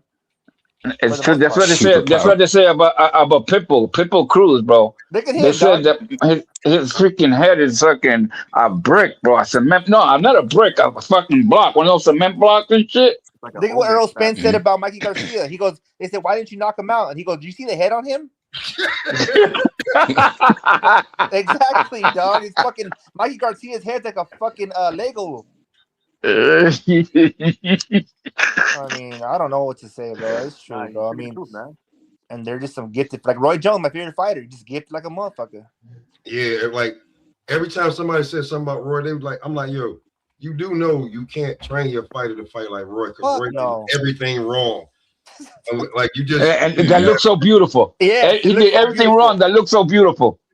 And then say, "Where did you get your style from?" Well, I was watching Roosters, so I started doing mimicking the Rooster style. I'm like, "What the fuck?" Bro, like Josue actual part of California you base out of. He's so like when you say athletically gifted, like I'm talking about like Michael Jordan, Vince Carter, Barry Sanders, Bo Jackson, Reggie White, Lawrence Taylor, like whatever you want to say athletically gifted, like Roy Jones did everything wrong. You would not tell your fighter to go in there, jump right in range. Yeah, but he looks so good doing it though, man. So beautiful, man. Your fighter to do that, bro. You're born to jump in range, duck, get up out of there, bounce back out, and then look at you like, ha, and then hit you with some. Yeah. Everything was wrong. Like, okay, I'm old enough to remember when James Toney and Roy Jones fought. And Marco knows this, and I bet he knows. Jose, I'm out of Southern California. My bad, Smoke. Southern California. James Toney was the prototypical fighter. And they were saying that he's gonna teach this loudmouth a lesson. Cocky guy, yep. And he went in there and whipped his ass. And it was all like, we can say like Roy don't have the resume. When he whooped James Toney, everybody else didn't have a damn chance. Yep. Because James Toney was that dude. If you wanted your fighter to fight like somebody, it would be like James Toney. Yep. And Roy went in there, did everything wrong, and whipped his ass. Hey, who was that guy that fucking that Roy Jones peacocked and he peacocked back and he caught his ass? Man, that was Hill. He did that to Hill, Virgil Hill. He hit him in the back, bro. No. What he did? No. He hit Virgil Hill with a shotgun in the back. Yeah. He with a shotgun shot in the rear. I used to love when Roy Jones would hit his own foot, bro, and then fucking crack your ass. Oh man, that was my favorite, bro. Bro, why you think everybody was talking about the Anderson Silva knockout? Yeah, because he did the Roy Jones. Roy Jones, yep. Right. Hit your own foot. The stump, and he got caught. Just saying, man, like, bro, like you can't teach him that's the beauty of Roy Jones is the worst thing about it. You can't teach your fighter to fight like Roy Jones. Nope. All you can teach, so he's not a good coach. Maybe is how to rap like him. You said what'd you say, CJ? Stop. That's why he can't coach. That's why he's not a successful coach. Right, I'll tell you. Yeah. Oh, look who's back. Look who's back. Here he is, the guy that sent everybody packing. Here he is. Oh, fun truck. You know what you can coach? These nuts. Anthony Tarver style, straight up. I hate his style. He sucks. Who? Anthony Tarver. The guy that knocked out your who? All right, I'm packing up him. He's packed up. Yeah, the last Roy Jones thing. I'm just fucking. No Roy Jones slander. I'm just fucking with you. What's up, fellas? Although I feel like really doing it, but I wouldn't do that. No. What's up, man? And no Dab Judah slander either. Dab Judah's a fucking Fun Truck. You know what though, Fun Truck? You know what? When they fought earlier in their career, he always gave Roy problems. I don't think Roy Jones and Anderson Silva will be a good fight. Roy Jones is done, bro. He's old and chinny and yeah. Well, Roy was blessed with ultra high athletic reflexes. Once he lost that, it was over. He was great with skills and everything, but it was his athletic like reflexes. That guy, nobody could equal that. That was, but like you said, that was like natural. Yeah. And I mean, but that was his biggest advantage. So I mean, yeah, he had some good skills, but that athleticism he had was just beyond. Yeah. Yeah, that's what I'm saying. That's what I'm saying. Like if you was young enough to see Bo Jackson and be like, "Yo, what?" Bo knows. You know what I'm saying? Yep. So, like he was in that type of range, like Michael Jordan jumping from the free throw line, like all of the Lawrence Taylor. Just like, how is this guy getting to the quarterback? Like he just like when Reggie White do the move and just do the right arm, and he's knocking 350-pound men on their ass. It just tight. Roy Jones is in that. Yeah, but I'm trying to prove my point that you can teach Anthony Tarver style, right? So you can teach a classic 1-2. Basics. So that's what you can teach in order to beat that flashy style because I don't. Roy was in I his don't prime. think. I don't think he beat. I mean, I don't know how to explain it with Roy. I think I don't know. Anyway, I tell you. Listen, every You're saying Tarver doesn't beat it in its prime. No version of Tarver. Yeah, beats prime bro. Roy Jones was losing that. What made him great was fighter, athleticism, bro, and he was losing that already, bro. That's every fighter has a fighter that kryptonite. That's the kryptonite, right? Mm-hmm. And the way it's like Boots with Virgil. Virgil's gonna beat the shit out of Boots. Man, what kind of weed do you have, bro? You forgot to mention Virgil when you're talking about greats like Jordan, Deion Sanders, Virgil Ortiz. Ooh, what the hey Marco, can you pack him up real quick? I'll pack Sherrod up for $1.50. Oh shit, $1.50 discount. Damn, he sold you out. Damn, Marco, I thought we were getting a little better than that, man. Nah, you not, but come on, you gotta stop playing with that one, man. Put Virgil over there, bro. Like, listen. Anyway, but yeah, nah. Another one you can't play with is Zab Judah. Zab Judah had athleticism. He just likes to get fucked up. My next favorite fighter. Hey, listen, man. When it's 90 mental, I mean Floyd partying with you, but you not noticing. That's fucked up. Listen, you not noticing that Floyd not getting fucked up, but Floyd noticing how fucked up you is getting. Yo. And then running from it's different when you playing this fight game, man. Who's the most athletic Mexican fighter of all time? Zab could have beat Floyd, man. That's a good question. Serrata, who's the most athletic Mexican fighter of all time? What's the guy Mike Tyson be talking about? Fun truck. Fun truck. I'll be talking about Salvador Sanchez. Yeah, I'll give it Fun truck. Yeah, Fun Salvador Sanchez. Salvador Sanchez. I'm rocking with him when it. If you ask me about the greatest Mexican fighter of all time, until Dave Benavidez can do it. He fought like a brother though. He fought like he had a slick. Like it was a different style than you usually see. I'm not sure where he trained out of though. Hey, Koki, I know where it was. You know what I'm saying? Hey, listen, he might not have trained out of he might have just been hitting some black skins. Yo, one of the Marquez used to drink his own piss, man. Yeah, how athletic he was. Yeah, that's true. His name, like, and I went back and watched them, and I was just like, literally, who is this motherfucker? I mean, he did have an afro.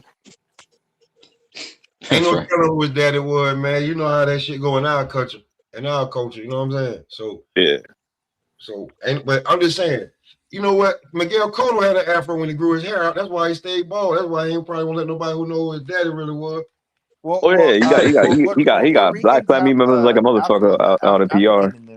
So did Camacho. Camacho had a black mother. What? Oh shit! I didn't know that. Hey man, on Marco Boxing, you learn something new every day. You do.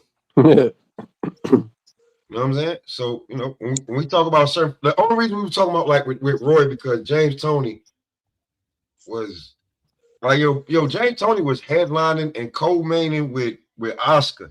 When they like, for you guys that are young, the way that they used to say Oscar's name, you really got to go back and watch that shit, bro. Like, yeah, like the way what's his name? The guy, he was the Golden Boy. He would stretch that shit the fuck out. Michael Buffer. Yeah, bro. Bro, like, man, listen, the Golden Boy. He was basically HBO. Remember, HBO would do the promos for the fights, and man, they would be on them like crazy. Oscar De La Hoya. Yo, Oscar did a telenovela, right? He was on a telenovela. Was he? I think so. Bitch ass motherfucker. I think he was acting. Like I wouldn't doubt it, man. No, wait. He won some kind of. I was Mo in here. Mo, you still in here? He won some kind of an album for singing. Shit, I know Mo knows a lot of things, but I'm not sure if he would know that. Yo, he knows that. Matter of fact, Mo, ready? Shit. Put in the chat, Mo. Put in the chat exactly what the deal is. He won. Y'all really tested Mo. Nah, Mo's gonna know it. Mo, and right quick so they know that you're right on it. Come on, That's Mo. why Mayorga was getting at him because he said you're an actor, you're not a boxer, and Del Hoyo fucked him up. Yeah, Mayorga is one of those guys who he kind of reminds me of HOD? No, of what's his name? Norton, Ken Norton. He's kind of like Ken Norton beat Ali, so everybody thought he was nice, but everybody else whooped Norton. Mayorga just beat Vernon Forrest, but everybody else beat Mayorga. So it's like that one breakthrough fight. Right, People think he's the man, but he couldn't. It was almost like just the styles matched up perfectly. Yeah. What about Mayorga and fucking what's his name? Fernando Vargas. They're knocking each other fuck down. Oh, that shit was crazy. Vargas beat him, though, right? Mayorga didn't beat Vargas. No, Vargas beat him, but I think it was they were just fucking knocking each other back and forth, Bro, you guys remember the press conference? Oh yeah, slapping his ass. Oh my god, bro. Yo, Mayorga was talking so much shit. Mayorga was wild, man. Smoking Oh, cigarettes. yeah, he was a better shit talker than fighter. No, he was Definitely. smoking I thought you were going to compare him to Chael Sonnen. Oh, Like Chael Sonnen in the UFC, talk a lot of shit and get your ass whipped at the top level. Yeah.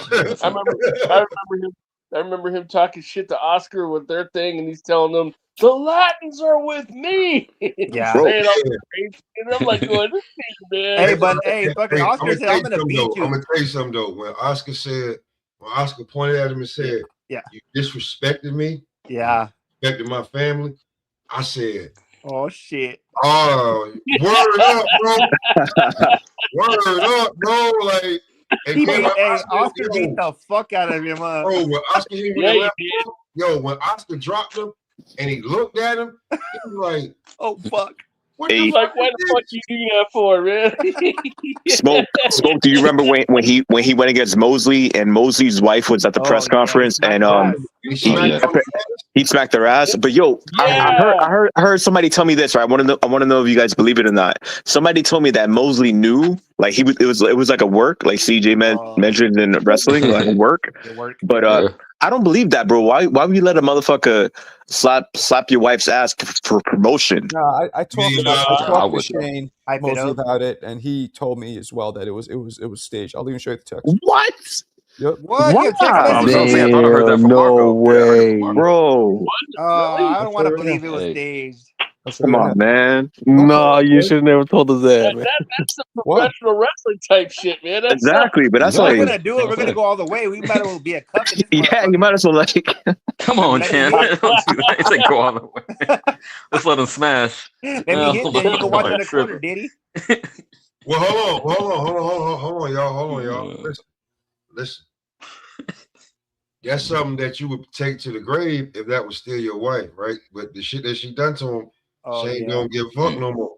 That's true. Yeah, that's true. Good point. You got a valid point. You don't give a fuck no more. That's true. Excuse me. And hold on. Like, how many fights after that before Shane told that story, said, you don't got to give me that $1 million because you ain't never going to win another fight, blah, blah, blah. Wasn't it this dude he whooped? Yeah, I think so. Margarito. No, Margarito. Yeah, Margarito. Yeah, I remember that. Yeah. That was and they were writing Shane off too. I remember that shit too. They were writing him off. Margarito was, I don't know, he was a trippy ass fighter. He was just like, I don't know what the fuck. Bro, he had the most intimidating style, but listen, bro, making your hand cast. Yeah, that's crazy. You know what I'm saying? Rest in peace to Shane Mosley's trainer. When he was like, "Yeah, what the fuck is this? Nah, take this shit off." Nateem. Damn. Nateem Richardson was like, "Fuck that." Hold on. He damn near took Cotto's soul, man, with that fucking cast, man. Yeah, I thought Cotto's eye was gonna come out. I remember that. Back, bro. Real talk. Cotto had to go get his soul back with that, and he got it back. Yeah, he didn't. He actually said, he was fucked up mentally for a while from that shit. You would be too. I whoop everybody ass, and this dude is walking through my punches. Yo, for like 5 rounds, Cotto was landing everything, and then Margarito walks to that shit. Yeah, he said he couldn't believe that he was getting dropped like that. Like, he was like, what the fuck's happening? Yeah, later on in rounds, the harder that cast got. So that's what happens when you got to be careful. You got to make sure your team is your team. It ain't no moles in your team. Yeah, that's what I'm saying. Because, listen, it still go back to when you hear Ryan. Like, I'm not an advocate for Ryan at all. Yeah. But Ryan trying to say that his damn head trainer was the one who let Tank know that he broke his damn rib. Not even the damn spar. He was like, that's crazy. You feel what I'm saying? Yeah, I thought it was a little Mongolian kid, but okay, go ahead. Mongolian kid. No, yeah, it was a Mongolian kid. Hey, but look at dog. If they betray Jesus, man, expect it. So, bro, you got to keep it camp. Marco, Mo posted a link to Oscar fucking canción. Fucking who? His song, his singing. Okay. Oh, I think he was fucking somebody. I'm like, what the hell, dude? Hey, yo, bro, I'm gonna tell you something right now. I don't care about Oscar was an actor. He sang. He wore high heels on. I don't care. I don't give a damn about none of that. It's all funny. When you get in that ring, you gonna fuck him. And then, to be truly honest with you, when he got with Floyd Mayweather Sr., the people's ass he whipped on different type of level. When you used to see Floyd, he said, "You can finish this motherfucking man. Stop playing with him." What Oscar go out there and do? Beat his ass. I hated when fucking Fernando Vargas. He was one of my favorite fighters. He goes, "I'm gonna fucking show you what a real Mexican is, real Mexican balls." And then fucking De La Hoya went out there, bing, bing, bing, bing. Bro, listen, I'm be real with you, man. Oscar De La Hoya is a kid from. He didn't ask to be born in America in motherfucking East LA. Yeah. But that's what his dad wanted to do. He went over there. Oscar De La Hoya. His mama died before she could see. He never got to do all the shit that everybody got to do for their mama. Yeah. That's some real shit. Stories of Oscar De La Hoya out there playing baseball thinking he gonna be a pitcher, and his dad saying, "Hell no, you gonna come out here and whoop everybody's ass. You going to the gym." You know how mad you is. You can't play with your damn friends. Oh, I know. I thought he was a Joe Jackson of boxing. Yeah, Joe Jackson of boxing. Bro, I'll be real with you. Some of the funniest shits in my day, because I be at work, is to watch goddamn Oscar De La Hoya on Thursday, Clapback Thursday. Oh yeah, I heard it's good. I haven't seen that yet. Oh my bro, I don't miss Clapback Thursdays like that. Now I'm telling you. I heard that shit's good. I gotta watch it. You be doing some crazy shit on Clapback Thursdays. Clapback Thursdays, man. I'm telling you, bro. Like I'm a boxer, bro. Listen, Oscar De La Hoya. I do not care what people say about him and promoted this. But listen, when he stepped through them ropes, and he had to be. And he had the front because he was the golden boy. He was the pretty boy. And everybody want to be like, Bob, they ain't never spend no money on nobody. He spent a lot of money on goddamn Oscar. Oh, yeah. Whole lot of goddamn money on Oscar. He knew what it was with him. But he had the Latin community. He had the looks. He had everything, bro. Hey, yo, he spoke English, too. That was like English a big deal. Fluently, Spanish fluently. Mm-hmm. Yeah. But what did Oscar have, though? Oscar had American tendencies. Give him some money. What are you going to do? Give him some cocaine, give him some liquor, some fishnets. Get him a whole bunch of business. And in American. I mean, nah, bro. Like, listen, bro. Like, bro. Back then in the 80s and 90s, the American way. Once you get that bread all the way up. Oh yeah. Oh no, I was speaking to the fishnets, the cocaine and the drinking. Yeah, America is the #1 consumer of all narcotics in the world. Listen, when you high as hell and you lose a bet.